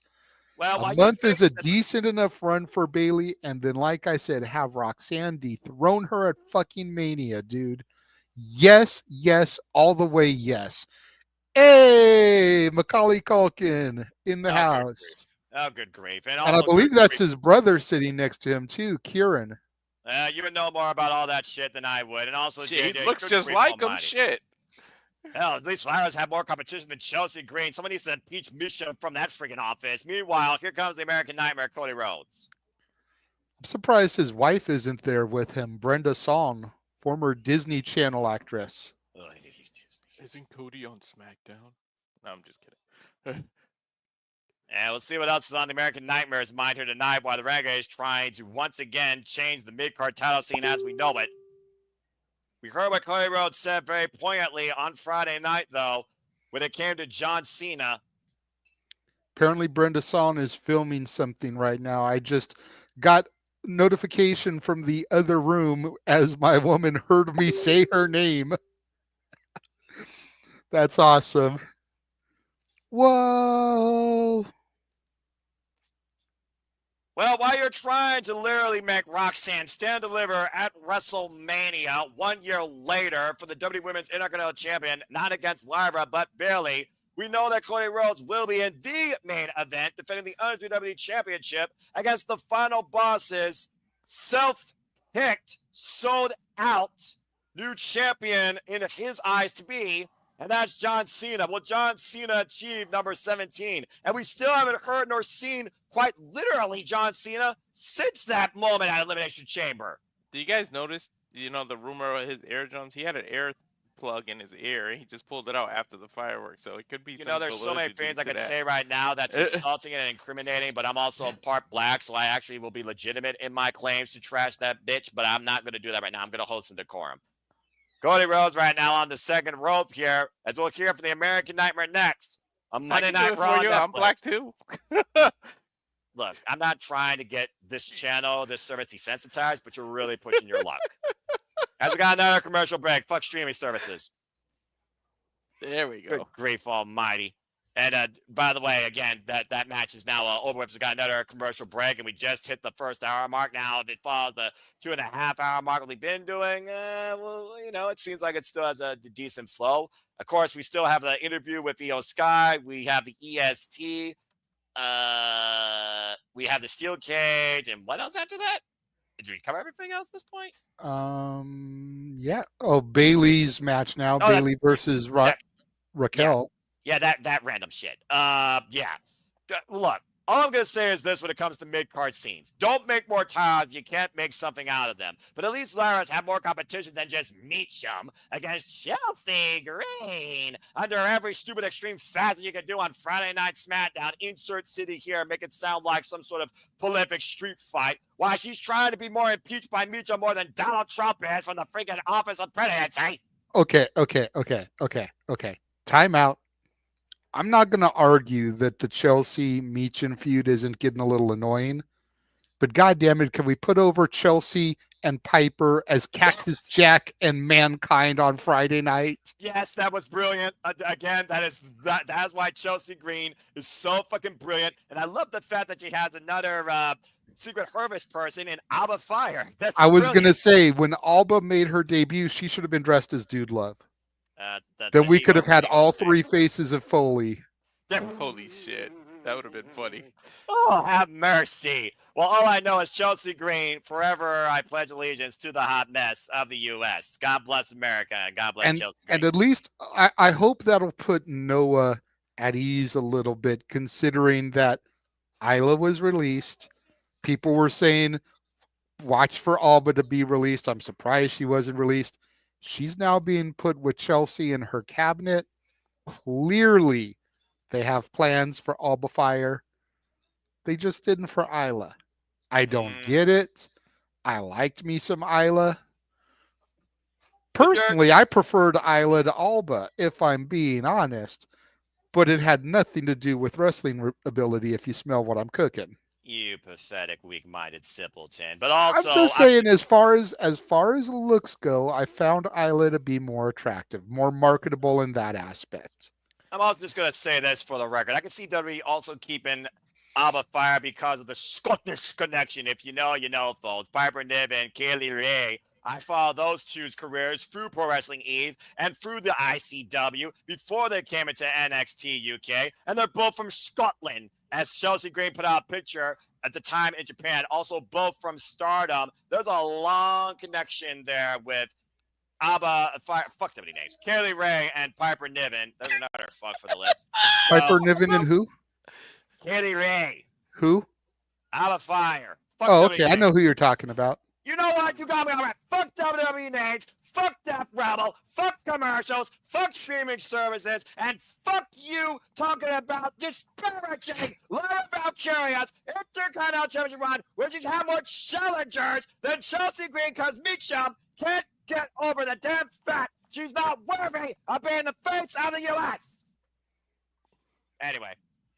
And if you want to hear more rants from Noah Foster, come to Saturday Shenanigans this week, where he will have to do whatever the karaoke wheel determines based on the super chats. Fuck karaoke. Anyway, WWE and MSG has held 3 WrestleManias, 3 SummerSlams, 3 Survivor Series, and 2 Royal Rumbles. This building has held so many marquee moments and matches in the illustrious history of this business. And to Walter's point, 2008, John Cena showed up at number 30 and won the damn Royal Rumble that night. And this is actually the 15th Raw broadcast from Madison Square Garden tonight. I wonder how many SmackDowns have been there. As we're back I feel like the Netflix. Garden is owed a Rumble, so it can be on the same level as the other big fours. I agree, honestly. I mean, again, there hasn't been a Royal Rumble in Madison Square Garden since 2008. And again, there's the official grabbing cage. I haven't captured it yet. It will be the American Nightmare Cody Rhodes defending the Undisputed WWE Championship against John Cena. I'm just waiting for John Cena's first rebuttal. We'll be live via satellite in the jorts, in a suit. We'll have a new Fiend behind it, too. We'll find out soon enough. Well, we know that he will be there next week in Brussels as they begin their Raw European run. Let's see what the American Nightmare has to say here tonight, gentlemen.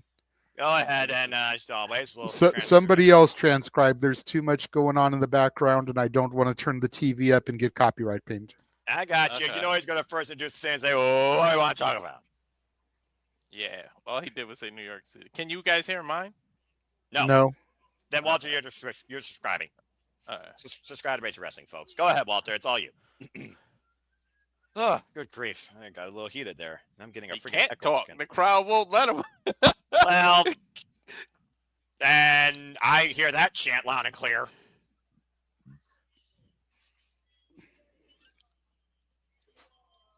So we could talk about why I'm here.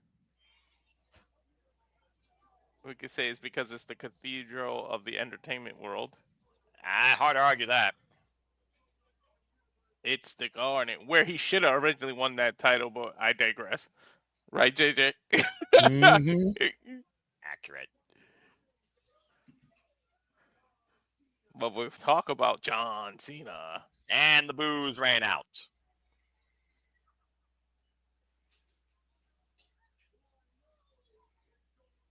Who I know is going to be at 41. But he's not here tonight. Shocking. Bunch of booze after he said that shit. Yeah, shocking. Shocking, but not surprising. We knew that he wasn't going to be there because he's still filming overseas. In Africa.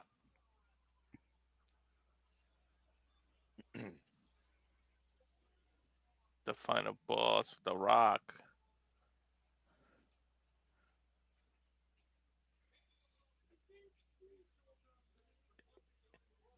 He told him he wasn't going to be here, but he'll be in Brussels. See, there we go. Yeah, you're giving it official.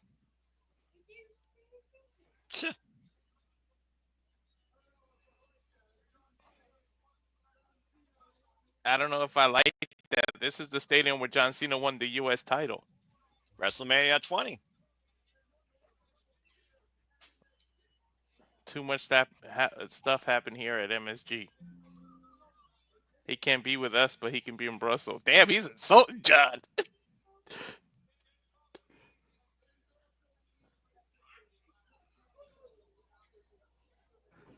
He said it's easy to swing at somebody after you have backup and you just kicked them in the nuts.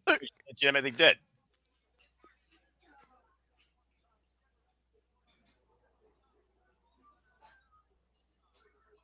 He does have to admit that John Cena part-time is better than most people full-time.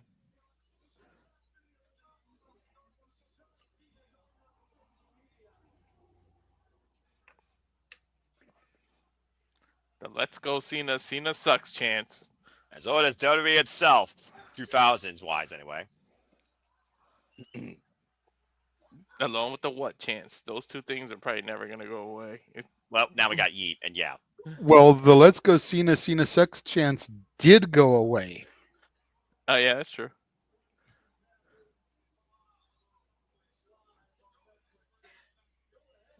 Cody said, we're live on Netflix, and you guys can go ahead with all that. He's letting them get it in. It's the God, and you might as well. You can't censor New York. That's also probably true.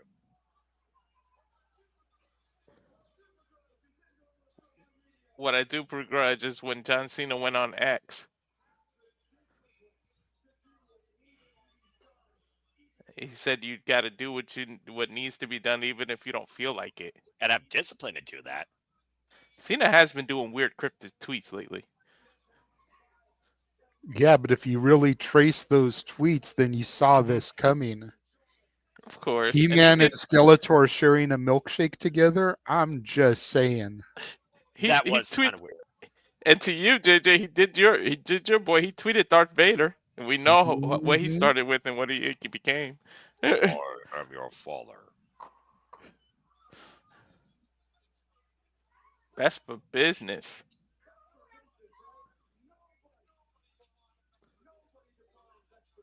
Cody said nobody defines what's best for business better than John Cena.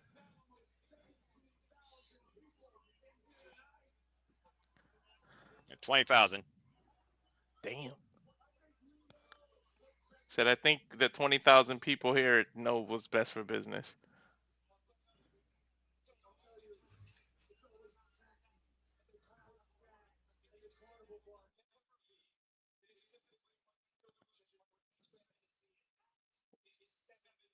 One man's delusion, one man's fantasy is the number 17. He said it's tacky to give out stacks.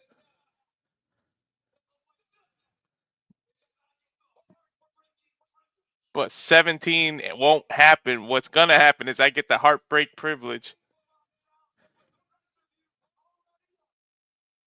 to at WrestleMania, John Cena gets to find out what the rest of you already know.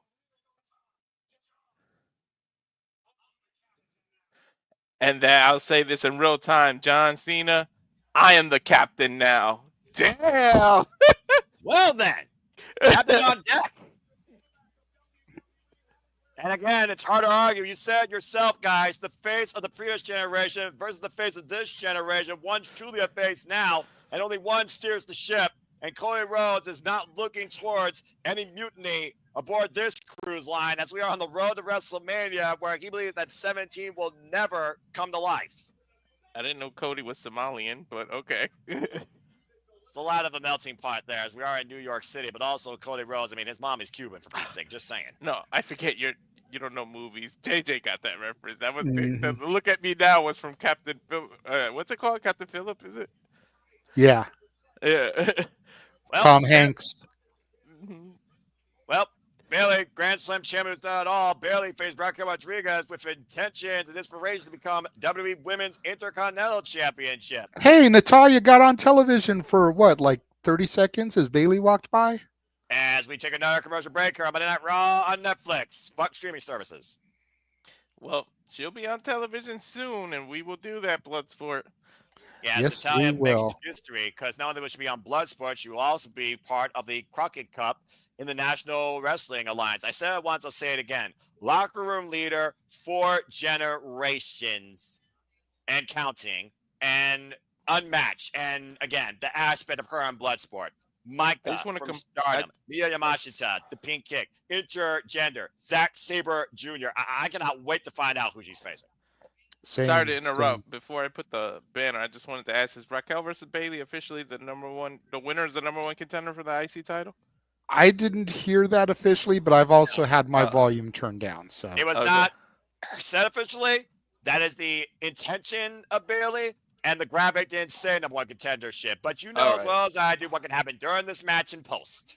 Absolutely. So let's just leave the banner with what it is. Yeah. Raquel versus Bailey. Raquel Rodriguez versus Bailey. And, of course, Bailey coming off that loss from Vengeance Day in that fatal four for the NXT Women's Championship. That'll be on the line tomorrow night as Julia defends her title against La Primera Stella Valkyrie for the NXT Women's Championship. Both titles on the line. Title for title, winner takes all. And we also, of course, saw Bayley and Roxanne both involved in the chamber, and both women came up short there, while Roxanne Perez looks to once again prove why she is the leader of NXT and is better than the Juggernaut. She goes 1-on-1 once again with Jordan Grace tomorrow night at Roadblock.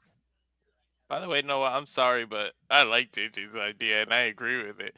Because you could sacrifice that and do the hot potato that won if you're gonna give Perez the good run after and not have her defend it all the time. It would be worth the one hot potato that you did. Well, Thank again, you, Walter. you two can handicap me all you want. I'll always stand on my own mountain. But and we'll see what happens. Like I said, these tiles, they're not even 2 months, I think, into full existence yet, lest we forget. So, again, we'll see. But kudos to Lara, who's defended now against the likes of Ivy Nile and Dakota Kai, while Chelsea Green's defended against Meacham. Fudge off already! I get what you're saying, but what? 2 months that this title existed, and what? 2 defenses? That's once a month. Like, you could have been doing it at least every week. Again, at this point, WWE's not about defending their titles every week, despite the fact they're having more titles, it seems, than they know what to do with, as we talked about beforehand.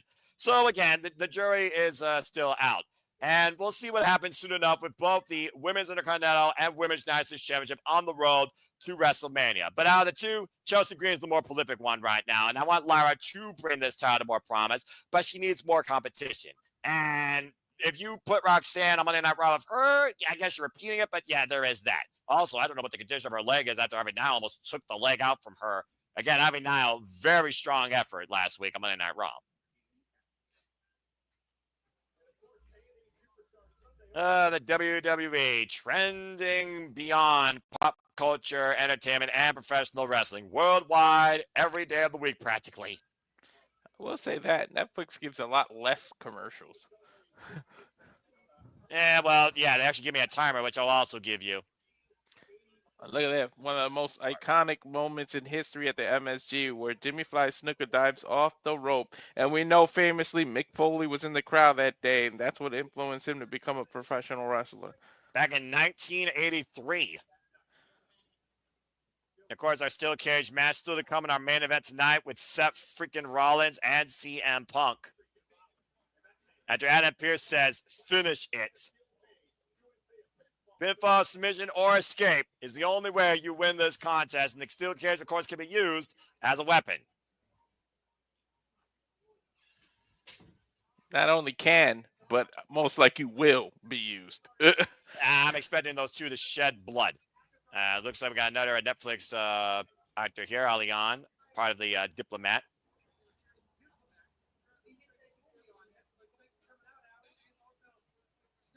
Selling the City. Abigail Godfrey, Elandra Sorrego, Giselle Menez, Jordan Taylor Braff. That's a foursome. Rich the Kid, rapper, fuck rap. Seriously, all you need is a whack-ass name and freaking break the dictionary, and anyone can be a rapper these days. You might as well make a show called American Rapper vs. American Idol. Amanda Serrano from Katie Taylor versus Amanda Serrano 3, apparently, premiering on Netflix July 11th from Madison Square Garden. That's a boxer? Yes, that's a fight, Noah.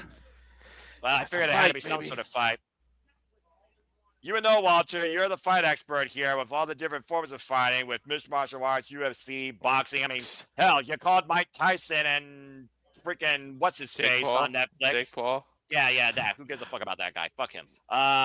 It's one of those things, though, where, yeah, you got your money's worth that night, didn't you, folks?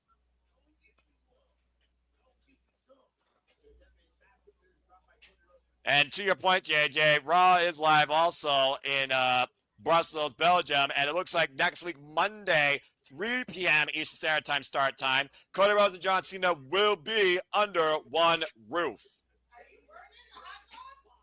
I'm sure that won't get physical at all. All right. Well, it looks like we're finally getting ready for another match here because I was like, what the fuck am I here? I think I've got more fucks here tonight than I have in a long damn time. You For triggered me. real, you're sounding like Jay from Jay and Silent Bob with all the fucks you're dropping. Well, I mean, Right? the right of the night is fuck, I guess. I don't know. Like that Fuck, episode of South fuck, Park where they fuck, counted shit. motherfuck, motherfuck, noise, noise, noise. That's Noah tonight. Right? Well, Bailey wanted to vie for the Women's Intercontinental Championship. Raquel Rodriguez stands in the way. Let's see if she can go through here with Judgment Day at ringside. As here comes the role model.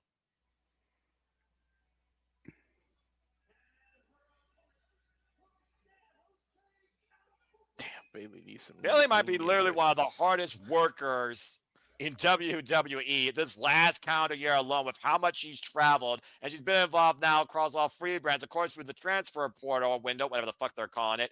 Bailey now officially a member of the Monday Night Raw roster. Bailey was literally at NBA weekend, the All-Star weekend. She didn't get any points, but I mean, the fact that she was there, getting exposure. When was the last WWE superstar part of an NBA All-Star game?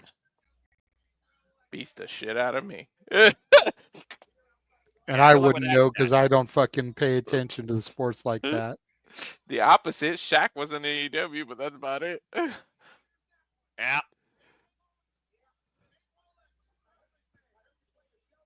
Well, Bailey and Liv Morgan, no strangers to each other if you follow their careers. As again, Liv Morgan, I believe, is a three-time WWE Women's Tag Team Champion.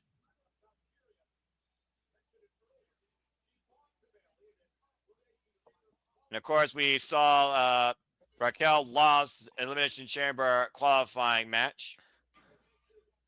The means we are underway here.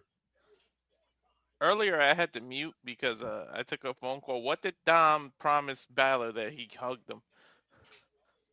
I'm not exactly sure. I think he promised him an Intercontinental Championship match, or how their Judgment Day is going to take care of business. Because honestly, since Judgment Day lost against Damian Priest and Rhea Ripley, they've not been quite the same. Although, again, Liv Morgan and Raquel, they are champions, so there's that. And of course, JD McDonough, he'll be out indefinitely after that ridiculously scary injury spot against the announce table. I really hope he's okay. And Carlito's still there too. Well, I do believe I saw JD did an interview with someone here recently, so he must be at least on the mend. Well, that's good to know. Again, you never want to see nobody legitimately get injured here in this business. Stomped to the arm by Raquel, though. Raquel Rodriguez, former NXT Women's Champion, beat Io Sky for that title upon a time. Bailey fighting back, though, clubbing away at Raquel. Off the ropes, and Raquel runs through Bailey with the shoulder block. Yeah, Oak Cliff 214, Triple D test. There are some unique usernames out here, I must say. Again, we all feel we're going to acknowledge something here in our main event with the steel cage match. As the basically right now, referee Jessica Carr, by the way, for this contest. Looking for the arm drag, and Raquel blocks it. Again, this match was, I was wondering if there was going to be a women's match on this show, and I was like, okay, well, this is random. And then Bailey, like, out of nowhere after the Elimination Chamber is like, okay, what's next for Women's Intercontinental Championship? Well, I guess it's an accolade she hasn't had, so okay. I guess that's one way you can change Bailey's trajectory. Since we know what's ahead for Io Sky and Bianca Belair, at least for the two of them at this point, other parties yet to be named. Bailey's been on TV more now than when she was the Women's SmackDown Champion. And that's saying something. Well, Agreed. And literally across all the brands, Raquel just literally swinging Bailey around.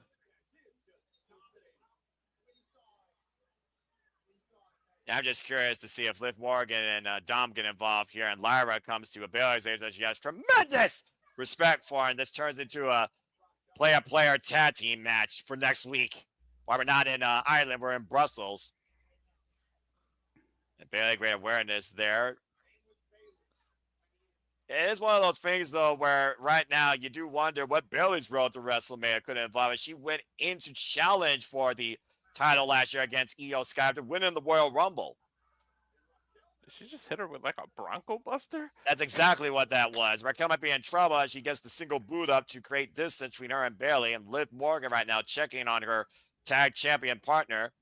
Bailey scouting Raquel, though. Step on the steps. Whoa! Elbow drop to the back of the neck.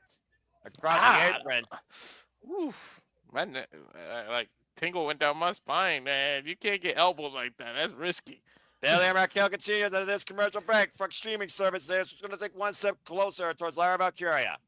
As we got another break here. Walter, the reference that you made at the end of the Cody segment, Captain Phillips, Ropes just posted a meme of that shit on X. So you're not the only person that thought that. That's a good call. Nice job, Walter. This is why you're also a color analyst. You're bloody brilliant sometimes. And we need to get you to join one of the spaces at some point, bruh. You need to get to meet Ropes, who's DJ's co-host and Rockin' Ropes, and you need to meet Hannibal, our buddy from the UK, who's an AEW fanatic. I think I actually saw him in my notifications the feed when Walter mentioned me. That's the only time I look at those, and it's like, oh, he followed me? Oh, that's cool. Thanks. Again, not about me. It's about wrestling. But also, my phone is piece of shit. Fucking piece of shit. If I had it for Use your headset. Years, well, I'm not home. Can't you plug the little jack into your headphone jack, and then you can use your headset and your microphone?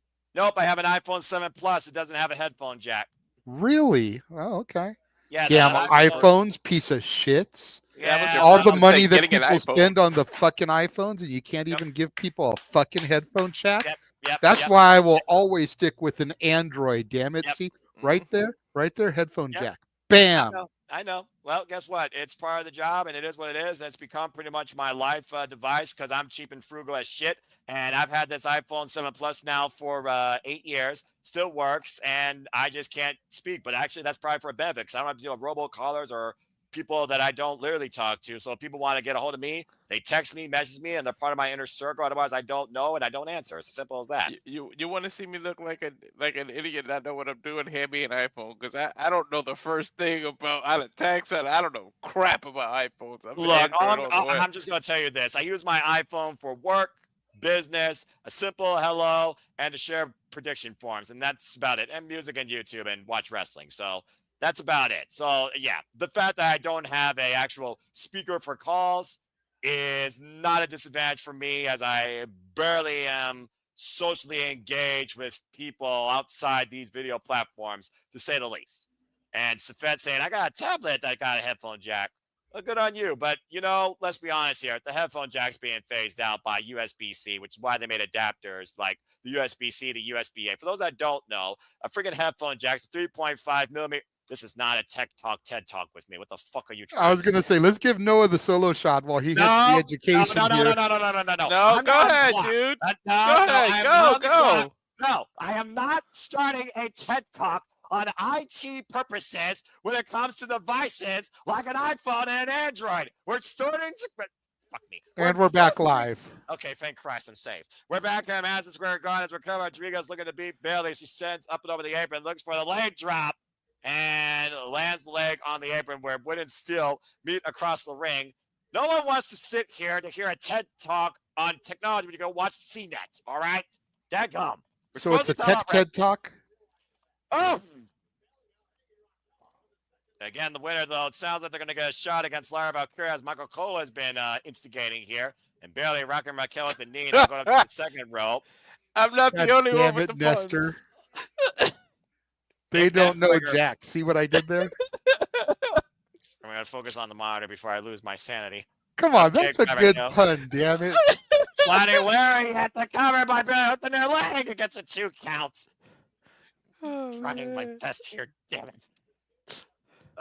You're both literally rocking me here to a point that runs in the family with the Yeah, I got puns, I got foolishness, I got movie references, and I got fucks galore for most things pop culture and the internet. Good grief. Barely just thrown by Raquel. I gotta show the clip of me breaking Noah on the call. I don't know if you saw it, JJ. I put it on Twitter. I'm pretty sure a lot of people saw it. A roll up by Barely on Raquel gets a 2 count again. Sent off the ropes. Big knee to the side of the head. Running knee strike to the face of Raquel there, to your point. Bailey going up top here. And Barry now looking to channel one of her all-time favorite mentors who has had plenty of moments here in Madison Square Garden. Macho Man Randy Savage! Elbow drop to the hard kick on that 2 by Raquel. Damn, Pat McAfee did a good ass impression uh, I think of JJ probably Macho could do a Man. little better. Take a look at the replay here, guys. Oh yeah, drop the elbow, yeah. This match is not brought to you by Slim Jim, but I think Macho Man be honored. And Bailey right now looking for the bear Raquel, hoisting up Bailey, looking for the lawn dart. Bailey able to escape though. Face first off the top turnbuckle goes Raquel, and Bailey once again looking to pick up speed here. Looking for the lariat, swinging a miss by Raquel, takes her around. Nice back suplex by Bailey there. Cover, is there enough here? Kick out at 2. That's an awkward looking pin. Well, again, the height differential here. Couldn't really get the matchbook cover there. Not enough for her body You know weight how either. many people in the garden are jealous of Bailey for that pin? I'm just saying. Jealous of the cameraman alone. Bailey right now might be looking for the rose plant here that helped her win the title last year at WrestleMania. Raquel, though, hooking up Bailey. A counter by Raquel. I think she was looking for that choke bomb and barely able to escape. It's sidestep. Raquel sent to the outside. Liv Morgan and Dom Mysterio still at ringside, by the way. You got to figure they're going to play into this unless Bailey gets somebody to come help her. Dom Right. Dom and Liv right there. Baseball Baseball slide outside right into a forearm shot from Raquel. What's she looking for here? Raquel once again hoisting up Bailey and Bailey sending Raquel shoulder first into the ring post. Again, great awareness. Watch Dom there kind of stalking on the outside. And Jessica Carr starting her 10 count up to 3 right now. Even if Bailey does get people to help and evens the number, Roxanne would probably pop out of nowhere. Well, I think Roxanne's more, well, to your point, we are going to be in the theater tomorrow. And to JJ's point, there's Dom and there's Liv playing a strategy. And Liv gets route, though, by Bailey. Jessica Carr doing with that idiot who's knocked off the apron. And now Bailey, Torbe Suicida, caught by Raquel, though, and put it across the announce table. Damn. Double team effort to help Raquel win via countout here, it looks like. Jessica Carr up to 4. 5. Even the tables have changed lately because a lot of them don't go down so easy anymore. Well, that's because they don't need to be part That's of it. Liv Morgan's job. Oh, shit. And got it at 9. Oh, I tear it down a massive big boot. You do 1,000 disqualifications a week. Can you do one legit counter? Can somebody not beat the 10, please? There goes Bailey with the choke bomb. Raquel just beat Bailey. Nice. And Raquel Rodriguez is now the #1 contender towards Lyra Valkyria's Women's Intercontinental Championship. She'll probably win it too. Oh, so it was a #1 contender match. See, it's like they said it without saying it. And literally, that's what they said during this match. And again, call it a team effort as Liv Morgan and Dom Mysterio both came in play. To JJ's point, the numbers game played to not only Bailey's disadvantage, but her demise. As Raquel thought she got the count-out win here, slamming Bailey across the petition of the announce table. As Bailey got back in the ring, she was met with a huge boot by Raquel. And then taken down with that choke bomb. And Raquel Rodriguez is one match away from becoming a double champion in WWE.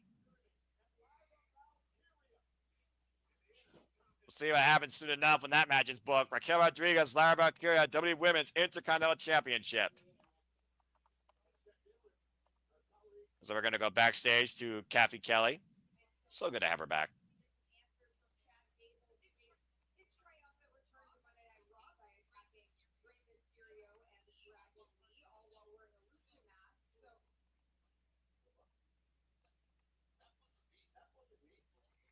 Here we go. Oh, fucking hell. Mr. America again. Owen Hart is not the Blue Blazer. Blue Blazer is not Owen Hart. Mr. America is not Hulk Hogan. Hulk Hogan is not Mr. America. May I remind you that this guy once literally helped Kevin Owens run a lie detector test against Ezekiel? Mm-hmm. Just saying. So it's just a coincidence that you happen to be here this week with a hoodie on too, huh? Yeah, with a black hoodie that literally looks exactly in the same position What? What?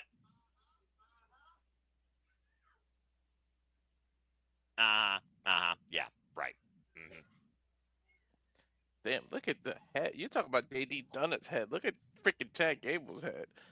Jeez. Chad Gable looked like he was supposed to be a midget and somehow outgrew it. Like the way his head is shaped. That is great work there. The way they did that, though, having somebody else in the mask in the exact same outfit, that's great shit right there. Definitely helps to throw off the whole "was it Chad Gable," which Oh, good we grief. all know it was, Of course we but do. at least for this part of the storytelling, while it's still in its infancy, nice little twist there. Yeah, I suppose. We'll see how long that storyline plays out, though. And then speaking of Gotta playing, it's gotta play out until Mania. Unmask him at Mania and reveal that it's him. That's a big moment spot. you're just trying to We fill all the all, mid-card grudge matches you can here. Meanwhile, Io Sky will be coming up next with an exclusive interview, I believe, with Michael Cole regarding the fact she's going to WrestleMania after winning the Women's Heavyweight Championship against Bianca Belair. Wasn't Dom just out there? How is he backstage with Ludwig Kaiser already? Like, what the fuck? right? And again, the delays figured, or maybe he got a freaking sprint in. By the Anyway, way, another commercial I'll be break. right back, gentlemen. That's Chad, my name. Fuck streaming If services. you don't want us to think it's you, maybe not do a delayed German suplex like only you can. About to say, Your Honor, I'd like to point out Exhibit A. Last time I checked, Kurt Angle is not freaking active in wrestling. Good And call he's a there, lot taller Walter. than that. Yeah. Good grief almighty. Anyway, we got another commercial break here. So again, fuck streaming services. Let's go ahead and see what people are saying here in the chat real quick. All the new phone don't have jacks. This is accurate. The new the iPhone stopped doing the freaking jack. Android did too. It's all Bluetooth. Well, it's either Bluetooth or it's freaking adapter, because there still is a port to charge the device, because I don't think there's a standalone. What? Stop trying to get me talk tech. Damn it. Anyway, educate them. No, they don't know. Oh my God, I see what now. Damn it, Nasty, you freaking idiot. Seth, no reaction at all for that match, though. It's whatever. It's whatever. It's whatever.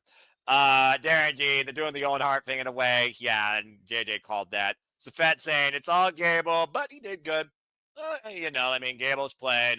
I didn't do it. He's playing innocent. And again, we'll see if JJ gets his mid-card feud match at WrestleMania. So now the question is, well, who did they just arrest then? Did a Rey Mysterio and freaking Chad Gable, which, to be fair, will be a good match. But again, how many mid-card grudge matches are we going to have here? We're going to have 6 matches a night. We're going to have 7 matches a night. Or are we going to go even less than that? Or are they going to do 5 matches or so? Because I don't know if you noticed this, Walter. Both WPLE so far this year have only have 4 matches. Yeah, they did less than 5, right? Well, that's crazy. Yeah. So is WrestleMania going to be 5 matches a night? What? They did a good job. I don't know. Again, it's a different time. I like the shorter pay-per-views, to be honest. I mean, it works to a degree, so I can understand what you're saying. So again, Seth being real honest about that, and we respect honesty, as of course we respect anybody here that enjoys what we do and enjoys professional wrestling. Damn it, as we're going to have an exclusive interview with the Women's World Champion Io Sky here shortly. Still to come tonight, our main event, of course.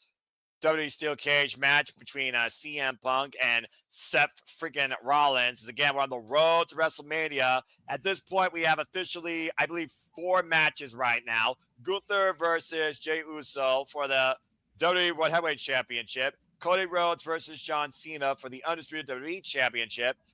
Tiffany Stratton versus Charlotte Flair for the WWE Women's Championship. And at this moment, Io Sky versus Bianca Belair for the WWE Women's Heavyweight Championship. And those are the only matches made official so far for WrestleMania. That is correct. There's still definitely a lot speculated out there, but those are the only quote-unquote official ones at this point. And you've got to figure with this interview with Io Sky, this is where Bianca Belair is going to get involved. And if Mommy is in the house, she is definitely going to make her presence felt here as well. But again, is she going to make a humble presence or a physical presence? And is she going to find herself in desperation to get to WrestleMania? Speaking of Macho Man Randy Savage, here's a moment from 1988 in the steel cage regarding the WWF Championship as the $1 Million Man took on Macho Man Randy Savage. One of the most physical steel cage matches back at that time of day. Of course, the lovely Miss Elizabeth, the first woman of professional wrestling. Sorry, Maria Kanellis. I love Still one that of my old blue cage. Yeah, it's one of those things I want to see it for one night. I want that nostalgia, but you can see why they don't have that in this day and era. Either way, we're going to have a 15-foot steel cage in play tonight. Separating around the CM Punk, still to come in our main event. Your son is wondering if that's Penta on your shirt, Walter. See, Yeah, it's Penta's shirt. It's not him. It's a symbol. It's not actually him. But yeah, this is Penta's his new shirt. Stella! Yeah,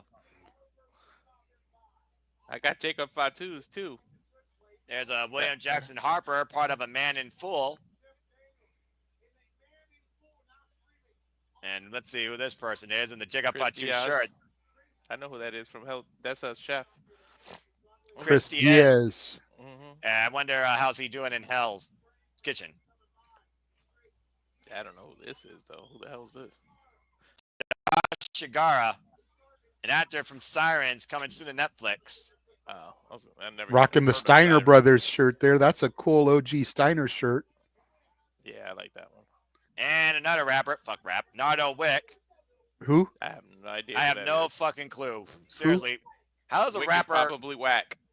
I'm pretty sure a rapper just went to ChatGPT, come up with a name that's whack, but it still sounds like it's a rapper. I don't know. Make a name for me and put Lil in front of it. Right? Let's go down the lane to Michael Cole.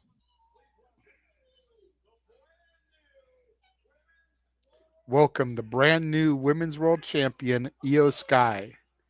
You got to wonder how Dakota Kai feels here. 2 shots at the Intercontinental Championship. Big fat loser. Io Sky gets out there and becomes Women's World Champion. I guess it's good to see somebody in Damage Control who actually knows how to get a victory.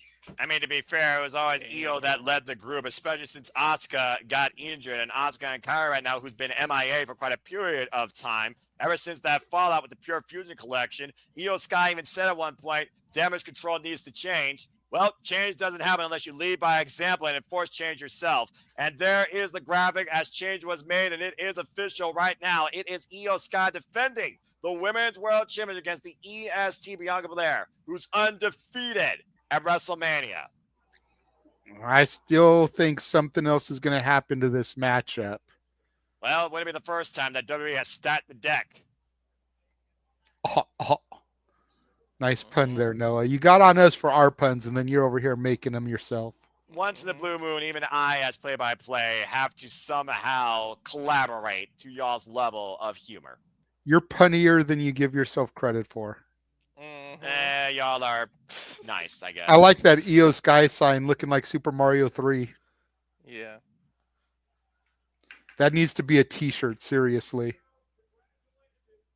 That's actually going to be a good idea for once for WWE to do. Wow. And Actually, it looks like the dude Holding holding it is wearing a t-shirt of it. that might be a GTS old school CM Punk shirt, actually. No. The guy holding the sign. Oh, Yeah. yeah, you might be right. All right, let's hear from Io. I'm not going to lie. Io Sky looks absolutely just fitting wearing that championship. It just fits her. It does look good on her. The white strap on the belt with the jacket. Nice little coordination there. The fact that her family's going to go out to WrestleMania as well because of that win, too.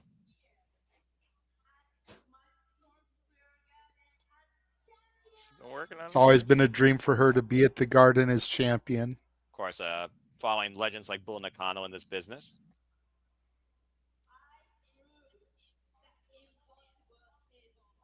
She proved the impossible is possible. Can't argue that.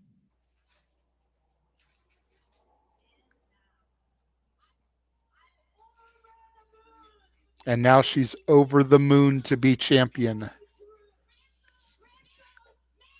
Going to WrestleMania. Yes, you are.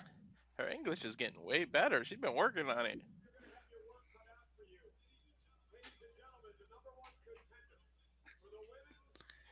Here comes the number one contender for the Women's World Championship, winner of the Elimination Chamber, the EST of the WWE, the woman who put the EST in WrestleMania, Damn it. Bianca Belair. And to your point, every time except last year culminated in either retaining or gaining gold. Since WrestleMania 37, she has been truly undefeated at WrestleMania. 4-0 going into this 4-0. year. Well, Remember, there was one point Edge was 5-0 too, and he was like, "I'm starting my own streak." That was hilarious. yeah, but we all know streaks are made to be broken, and you can see the smile across Io Sky's face. Of course, these two go all the way back to the black and gold NXT. They're about Streaks to were be made to be broken. Just ask The Undertaker. Mm-hmm. They're about to be all business, and I don't mean just the suit that Bianca's wearing. Well, considering that she took care of personal business finally on Friday Night SmackDown, leaving that behind her, now she can set her focus on WrestleMania. A rare face versus face match at WrestleMania. Indeed. And justifiably so, with the amount of respect that both these incredible athletes have for one another.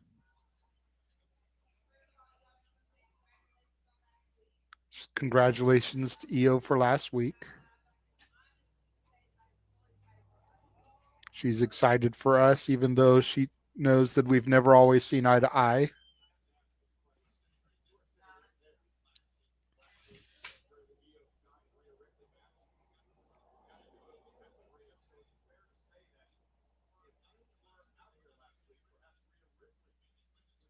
Michael Cole asking that if Bianca wasn't out here last week, would it be fair to say that Rhea could still be champion?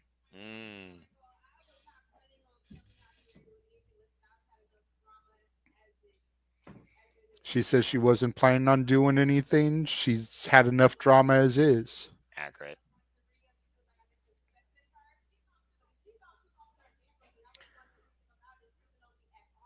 But if Rhea thought she was going to put her hands on her and she wasn't going to do anything about it, then Rhea doesn't know her at all. And here comes Mommy. We knew she was going to be here to say something. I told y'all. I am calling it now. We're going to get Bianca versus Rhea. Winner gets Io, or it's going to be a triple threat. I've been saying it since last week. And Mommy's serious, JJ. You might want to focus. Rhea wants to know what was the reason.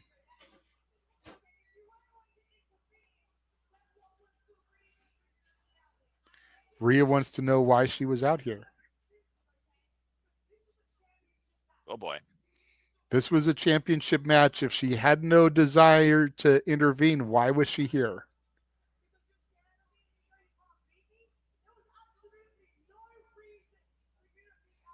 Rhea saying there was no reason for her to be out here.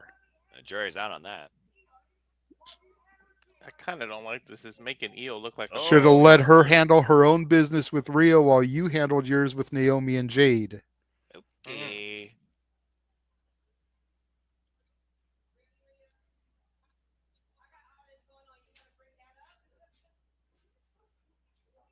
This is getting awkward and heated.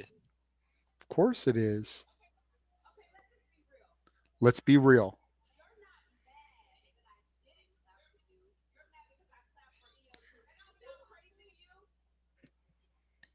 Saying that you're not mad that I didn't clap for you. You're mad that I clapped for Io too. Says you can't beat Io and you're trying to blame me. Ooh, pie face to Io pushes her to the ground. This is making Io look like a third wheel. I don't like this. Damn.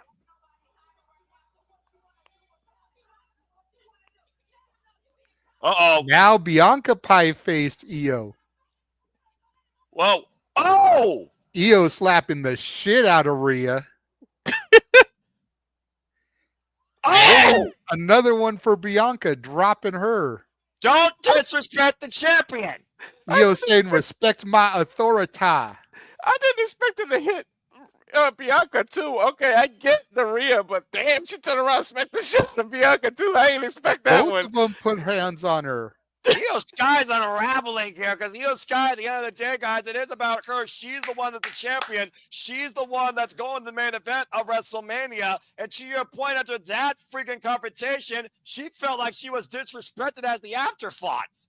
She was. She looked like the third wheel that whole time.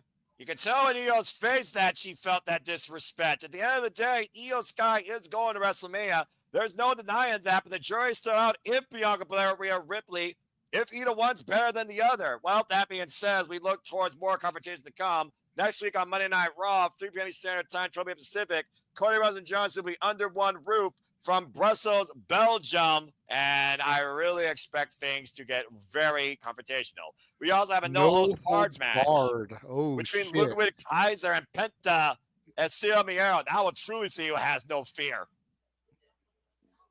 With the win over Grayson Waller, now Jey Uso takes the other half of A-Town down under as he goes one-on-one with Austin Theory.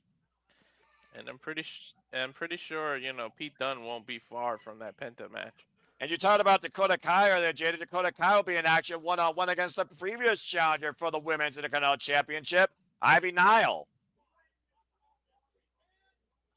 And it's official. The Intercontinental Championship will be on the line as Braun Breaker will go one-on-one defending the gold against Finn Balor.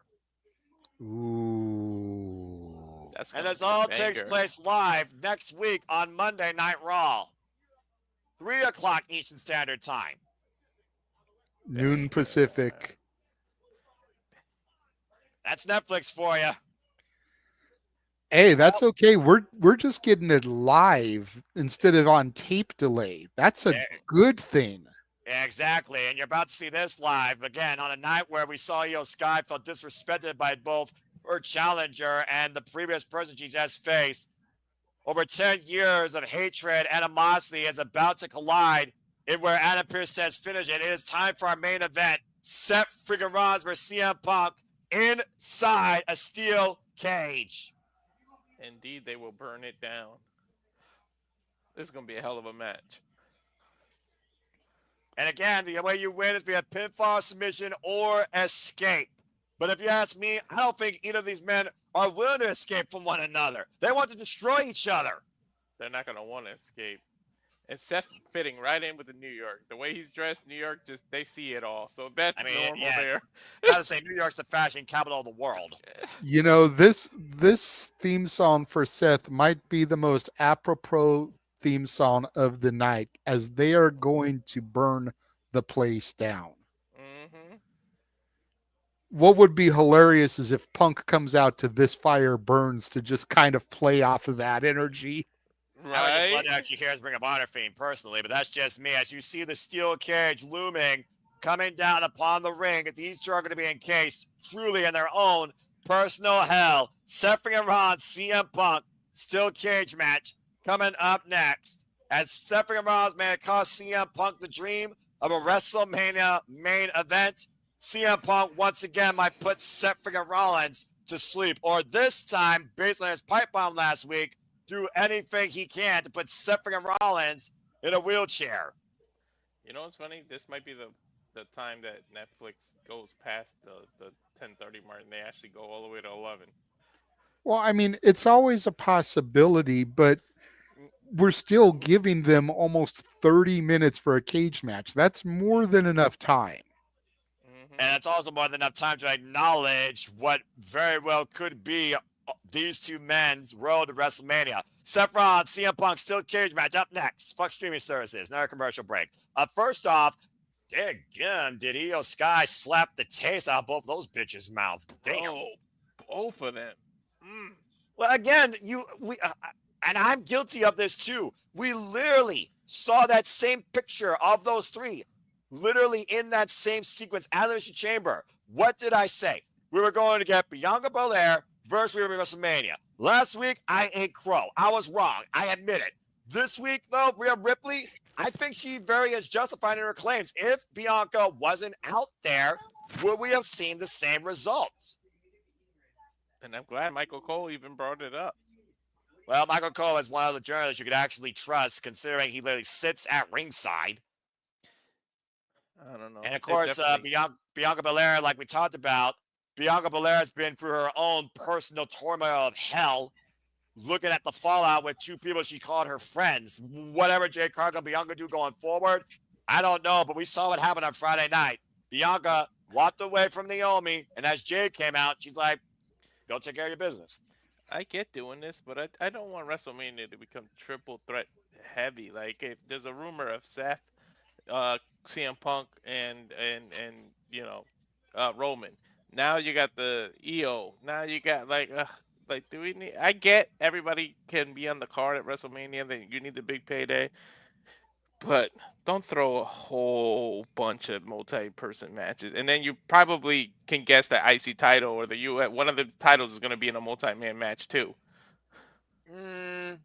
Maybe, but I don't know, honestly, if either mid-card title is going to be multi-person. I do find it interesting, though, they're doing Braun Breaker versus Finn Balor on Monday Night Raw versus WrestleMania, because Braun Breaker's right now, he really doesn't have any, like, forward-going challengers. We're trying to figure out the WrestleMania card. AJ Styles versus Logan Paul. Singles.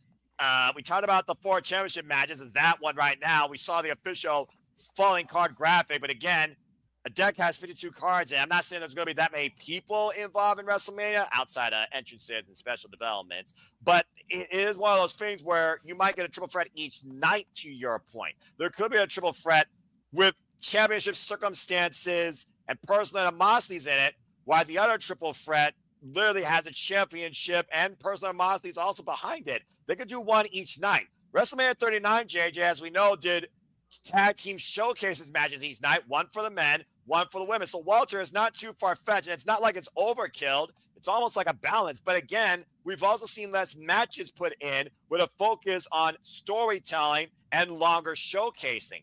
Both PLEs this year have only had 4 matches. WrestleMania usually has 6 to 7 matches a night as far as what we've seen in this new era. We got 2 nights. Could both only be 5? I don't know. But it is interesting to think about that there could be a triple threat match each night, one concerning a championship and one not. I feel like there has to be a minimum of 6 matches per night. That may sound like a lot, but I think that there's enough going on right now to justify it. Oh, I agree. Remember, last year was 6 and 7. Continue. Even if you throw the women's mid-card titles out of the window, as we look at our NXT North American champion, La Primera Stephanie Vaquer ringside, and the champion Julia ringside as well. Both women clashing tomorrow at Roadblock, where both titles are on the line. Winner takes all. Beautiful Madness versus La Primera. La Primera, by the way, means champion of champions, and Stephanie Vaquer has a huge chance to become the champion of champions on NXT Roadblock tomorrow night. Speaking of, we are still at Madison Square Garden here tonight. Our main event, moments away, Seth Rollins versus CM Punk inside the steel cage as we wait for the Second City Saint from Chicago to enter the building. Primera also means first, so will she be La Primera to have both titles? She would be the first woman to have done that in NXT history. I'm surprised they're sitting right next to each other after their opponents tomorrow. Well, again, they are still friends. They don't have the heat that most people have. You mean like these two? I was just gonna say, Noah. You took it out of my head. I was gonna say like these two. There he is. The man that literally walked through hell last year for a chance to finally main event WrestleMania. The one thing that eluded his entire career, as Seth Rollins might have literally stopped him dead in his tracks at possibly his last chance. I look in his eyes and I see hate right now. He fucking hates Rollins. The fact of the matter, though, that Seth Rollins also can't stand the fact that on the Raw Netflix premiere, Seth Rollins lost to CM Punk in the main event after going to sleep. And that's really when this hit a whole nother boiling point, JJ. Yep, and will history repeat itself here tonight? For no record in Madison Square Garden, by the way, if you remember CM Punk's previous legacy. Stat Boy approved. I didn't even know that. Kudos to the WWE research team that feeds that into Michael Cole's earpiece as well as provide those graphics. They probably use Cage Match for all I know too, or there's probably like a giant book of archives in Twin Towers, what used to be Twin Towers anyway, the new WWE headquarters. I'm sure that big blue cage is back there, but if rumors to believe, it's hard to travel. So maybe if they do some old school Saturday night main event here in Connecticut and Hartford, they could use boy! that cage. There we And go. You knew that was going to happen. As soon as he stepped in those ropes, he was not going to waste any time. In front of 20,000 people, our main event, guys, Seth Rollins, CM Punk inside the steel cage, and both of these men are just throwing fists right now.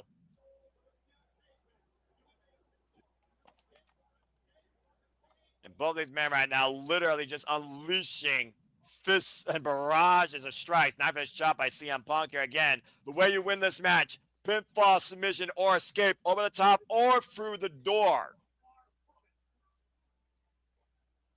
Flat out brawl here. This is not a brawl out, by the way. Flat out brawl here between CM Punk and Seth Freakin Rollins. Punk couldn't even get his shirt off before Rollins jumped on him. Right? And of course, Seth Rollins curb stomped CM Punk in the Elimination Chamber as CM Punk was submitted by John Cena. Literally said, die. Why CM Punk's WrestleMania event dreams may have died that night. Seth Rollins ripping the shirt away from CM Punk to your point, exposing the chest, and CM Punk, of course, toe-to-toe and nose-to-nose with Tyler Black. Is Phil Brooks. Of course, this hater goes back to 2012 when The Shield debuted on freaking WWE.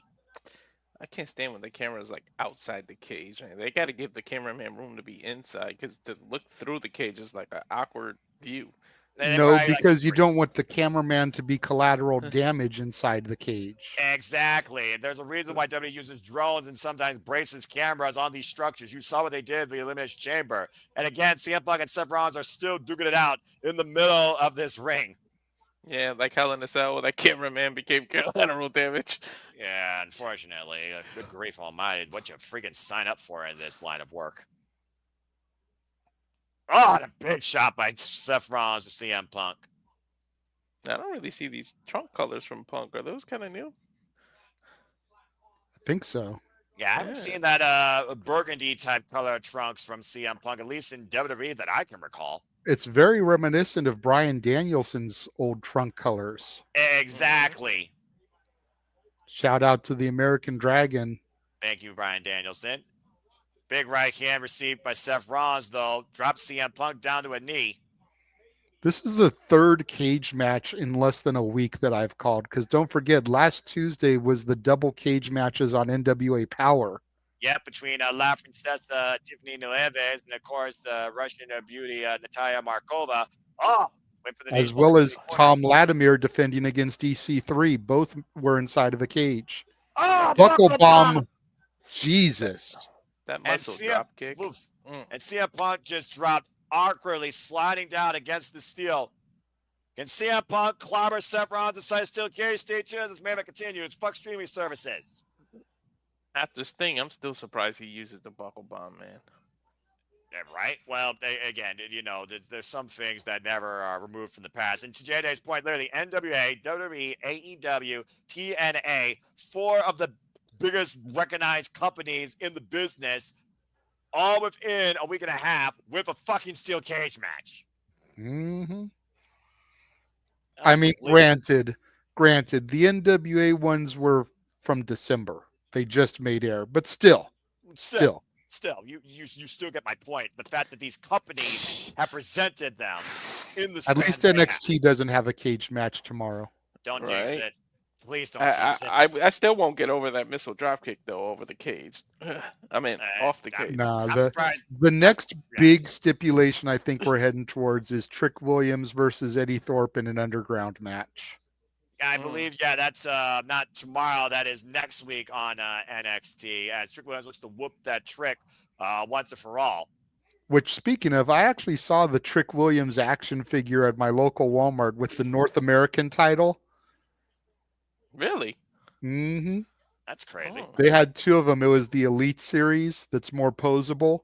Right. But they had 2 Trick Williams figures, white trunks, North American title. Nice. Oh, that's brilliant. And of course, we don't know who's going to stand deliver yet at NXT. As we know, we got Roadblock tomorrow. And again, CM Punk really left this company and this industry, while Seth Rollins continued to burn it down and build himself up here. Why he says that CM Punk is a cancer, you're not needed here. Why would we need the guy that literally wanted this place to die? Why CM Punk has literally politically said, I didn't hate this place, I hated the management. And this new management has probably made WWE probably the most, I would say, comfortable ecosystem to date. Definitely less chaotic as some of the other companies out there. Yeah, no kidding. Mm-hmm. Anyway, we still are a commercial break, folks, in case you're wondering, because Netflix truly has no picture-in-picture. So again, fuck streaming services. But Darren G with the spot here, as wrestling fans were spoiled 2 cage matches nights in a row, right? Good grief. And Nick Branch with a fodder. How hilarious would it be if the main event is incredible in reverse for AEW Revolution, where all matches were great, but the main event sucked? Because this Raw is, well, again, it's subjective, but it all comes down to perspective of the wrestling business with your fandom.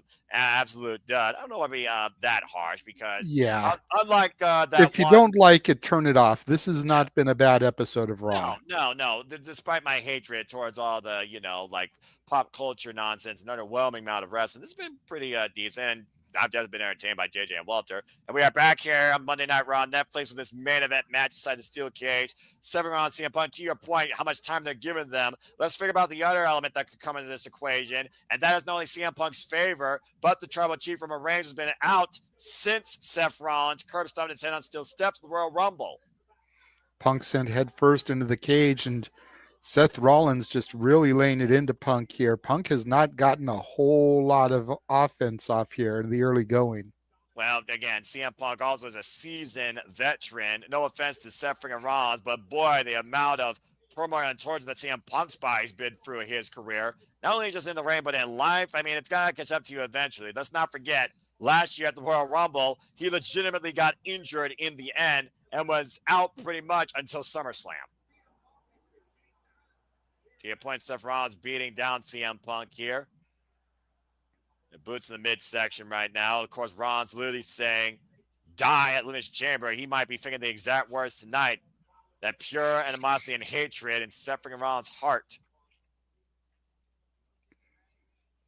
And in the UK, we don't have ads. The edge continues. That's nice. And shout out to my friend Amara J. Cage door open. Seth looking to escape here? No.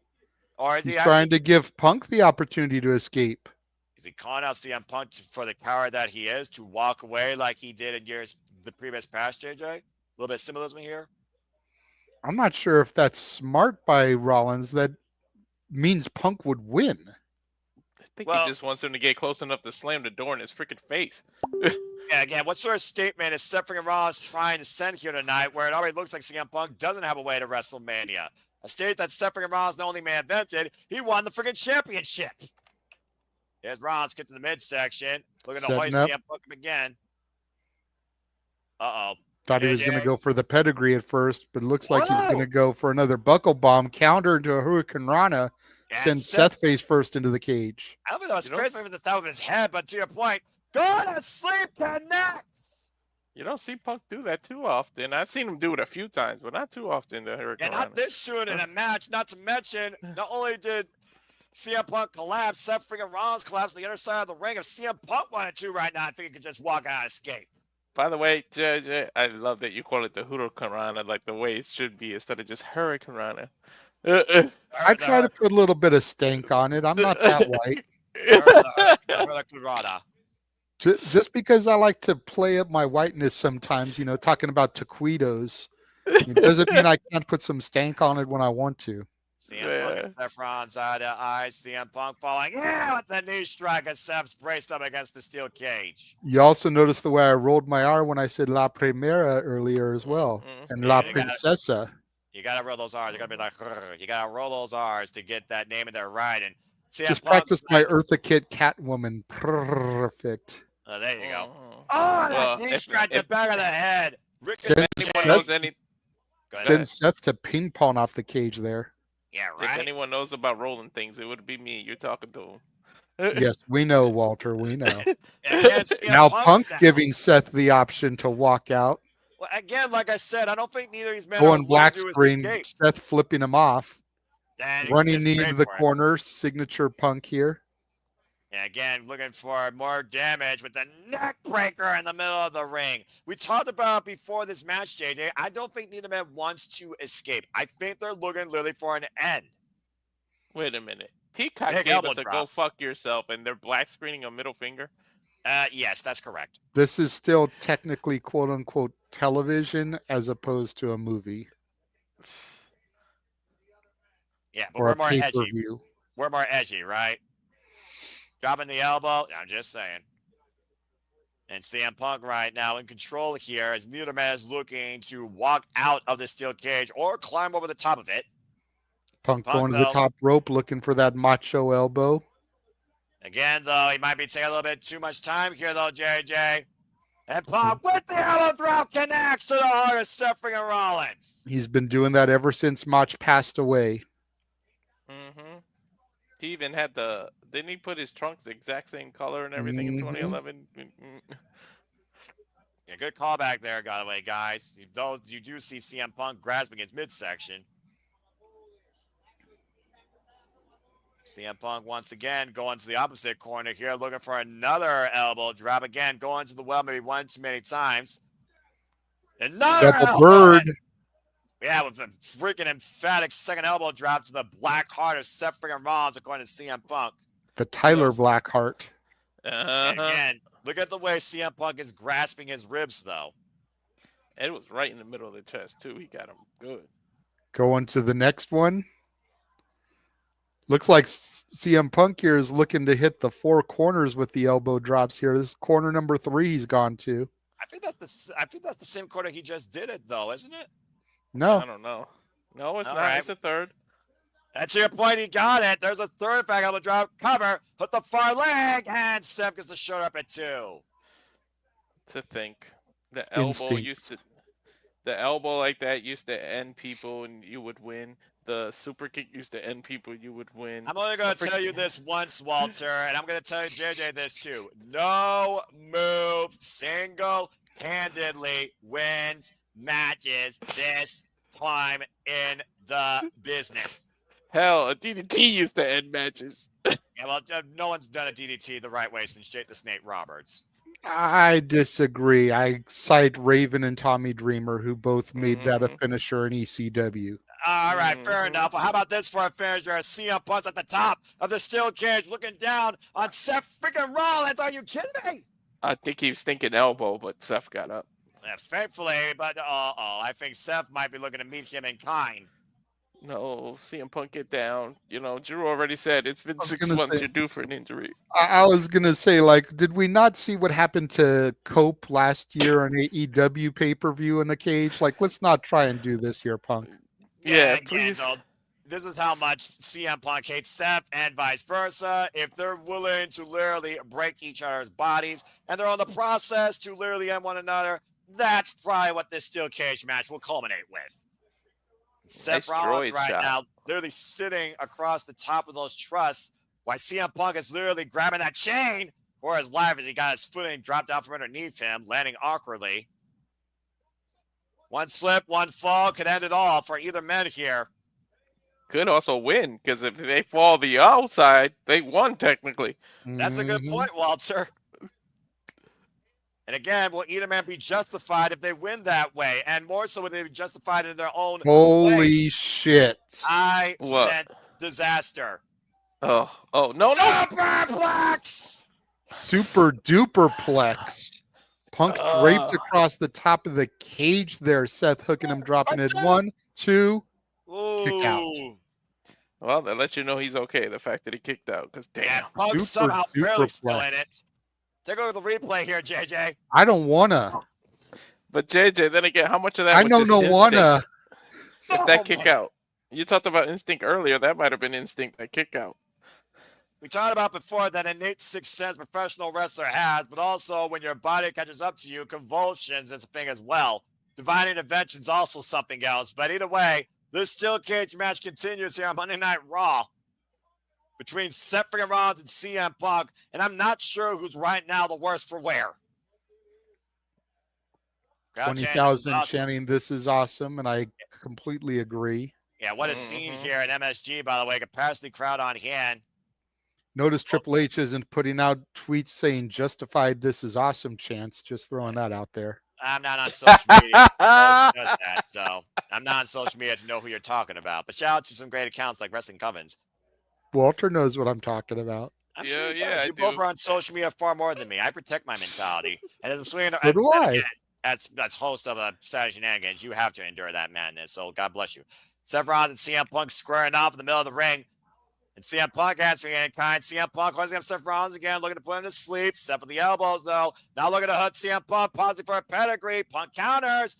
On the shoulders, goes sleep, connects again. Middle of the ring. Punk with the cover at the front leg. Kick out 2.5 by Seth.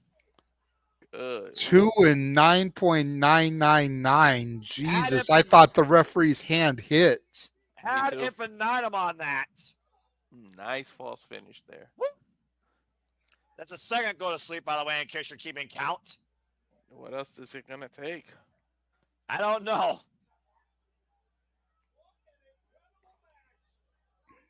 Once again, CM Punk and Seth freaking Rollins still in the show in the main event of Monday Night Raw with a steel cage with the assistants. Tell you what, hate is a strong emotion, but it's also one hell of a motivator because both of these men just don't want to go down because of the hate they have for one another. Emotion could be your greatest ally or your greatest enemy. Grabbing Seth by the hair, picking him back up. Once Punk again, getting him set up for another GTS. Looking at the WrestleMania sign. And wait, it's Seth countered.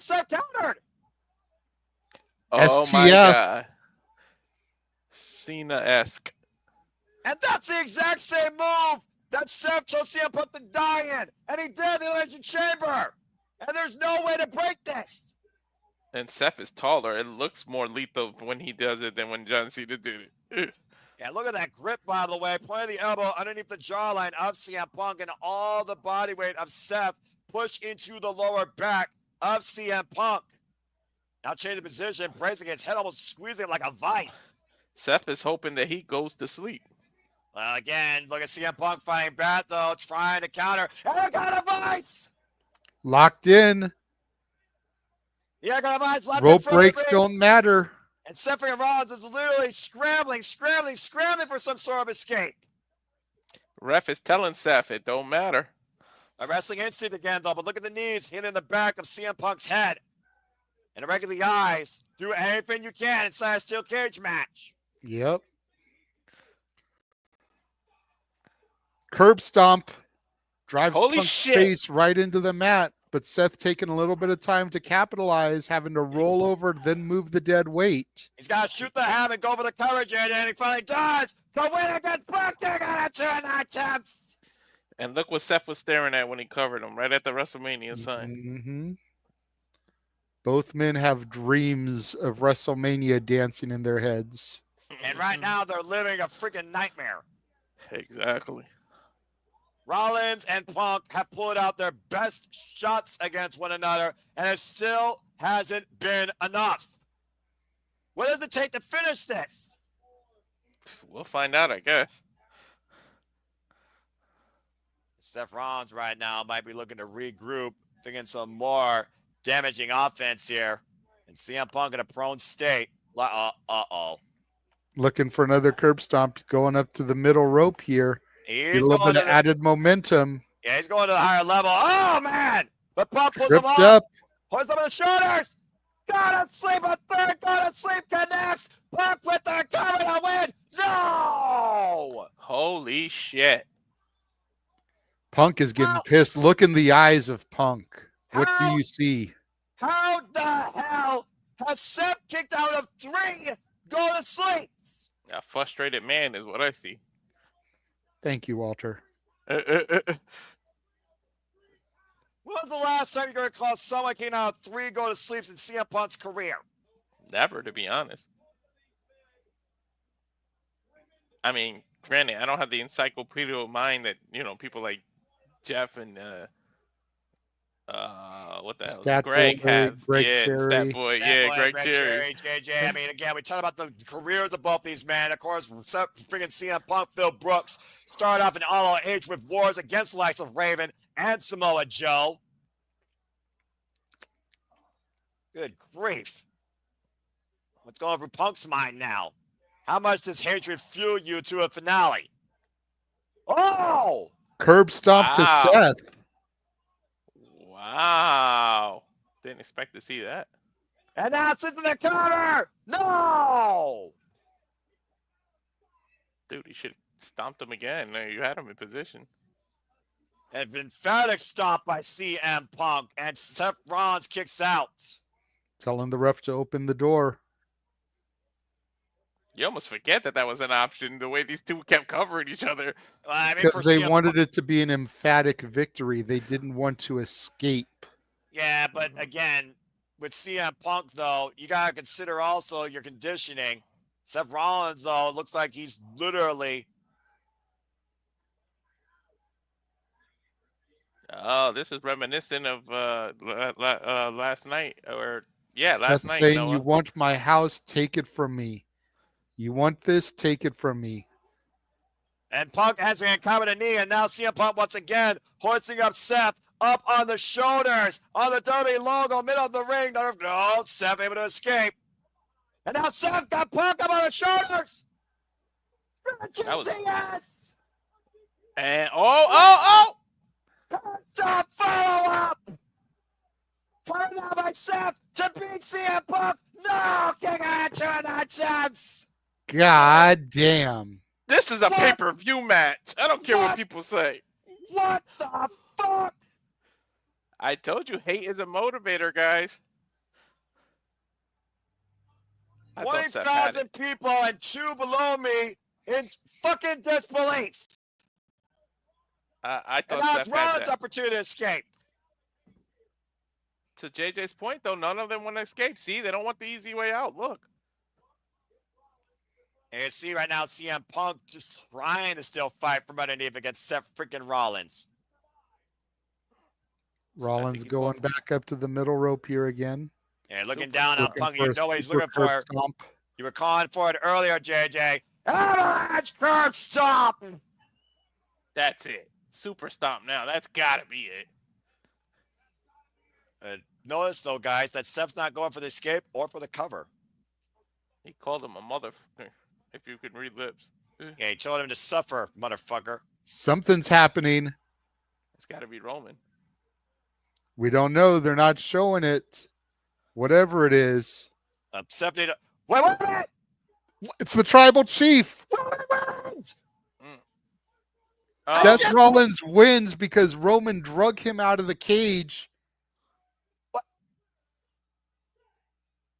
That's right. He just let Seth win.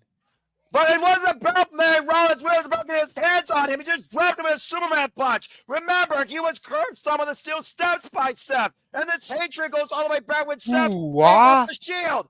But fellas, remember, if it's going to be a triple, now Punk can say, what the fuck, you cost me the match by pulling him out. So now that gets the heat with Punk and Roman. Yeah, well, how much heat right now is the Madison Square Garden with Roman Reigns in the building? 20,000 strong chanting OTC. And our tribal chief is pissed. That's good booking that he pulled that the pulling him out gives him the win. Yeah, but again, what does CM Punk think about all this? Is CM Punk even conscious to know what this is all happening? Look at Roman just standing there all nonchalant, Chilling, stalking him. You know he's looking That's for a it here, new JJ. shirt. That says YTC. Your tribal chief curb stomped to Seth. The tribal chief just curb stomped Seth freaking Rollins. And some nice Jordans. Acknowledge that statement. Wait, Rollins goes up. Payback for everything Seth freaking Rollins has done to Roman Reigns. Not just at the Royal Rumble. But you gotta wonder if Punk recovers, he ain't gonna like what he sees. One more time. Roman taunting one more time. I don't think Seth even knows where he is right now. Uh-oh. Onto the steps, just like Seth did to Roman. Well, we're talking about Payback is a motherfucker, Joker. We were talking about receipts and revenge. This dates back, of course, to this year's Royal Rumble, to your point. Roman's going to end Seth freaking Rollins. Make sure he's not part of it. And here comes Adam Pearce and W officials to prevent that from happening. Damn, I could see someone running down, but I didn't know who it was at first. But yeah, there's Petey Williams, Gregory Helms, Jason Jordan, Adam Pearce, referees. You're going to need more than that to stop the tribal chief, I figure. Yeah, Wait a minute. I'm laughing because Pearce was booking it. Paul Heyman is with CM Punk in the middle of the ring. Ooh. Look at Roman. Look at the look on Roman's face. Like, what the fuck is this, my wise man? JJ, remember, before he was Roman's wise man, he was CM Punk's advocate. Yep. And look at Roman now getting into the ring. And Roman, and Roman said CM Punk face first in the steel cage. I like this. Spear. I like this. Nobody upsets the tribal chief. Is he going to lock and load it? With a vengeance. I do not want to be in his way, man. Well, Seth Rollins and CM Punk learned that the fucking hard way. And we all acknowledge our tribal chief and MSG, Paul Heyman, in the corner. Next week, Monday Night Raw in Brussels, England. I don't know what's next for CM Punk or Seth and Rollins or Roman Reigns, but for now, acknowledge that Roman Reigns is back. And for Walter Cruz and JJ Williams, I'm Noah Foster. Thanks for tuning into our coverage of Monday Night Raw on Netflix from Madison Square Garden. We'll see you tomorrow night for NXT Roadblock. Till then, make a positive path in life and have a good night. That was a wild-ass ending. Shit. Good night, folks. Damn. Well then.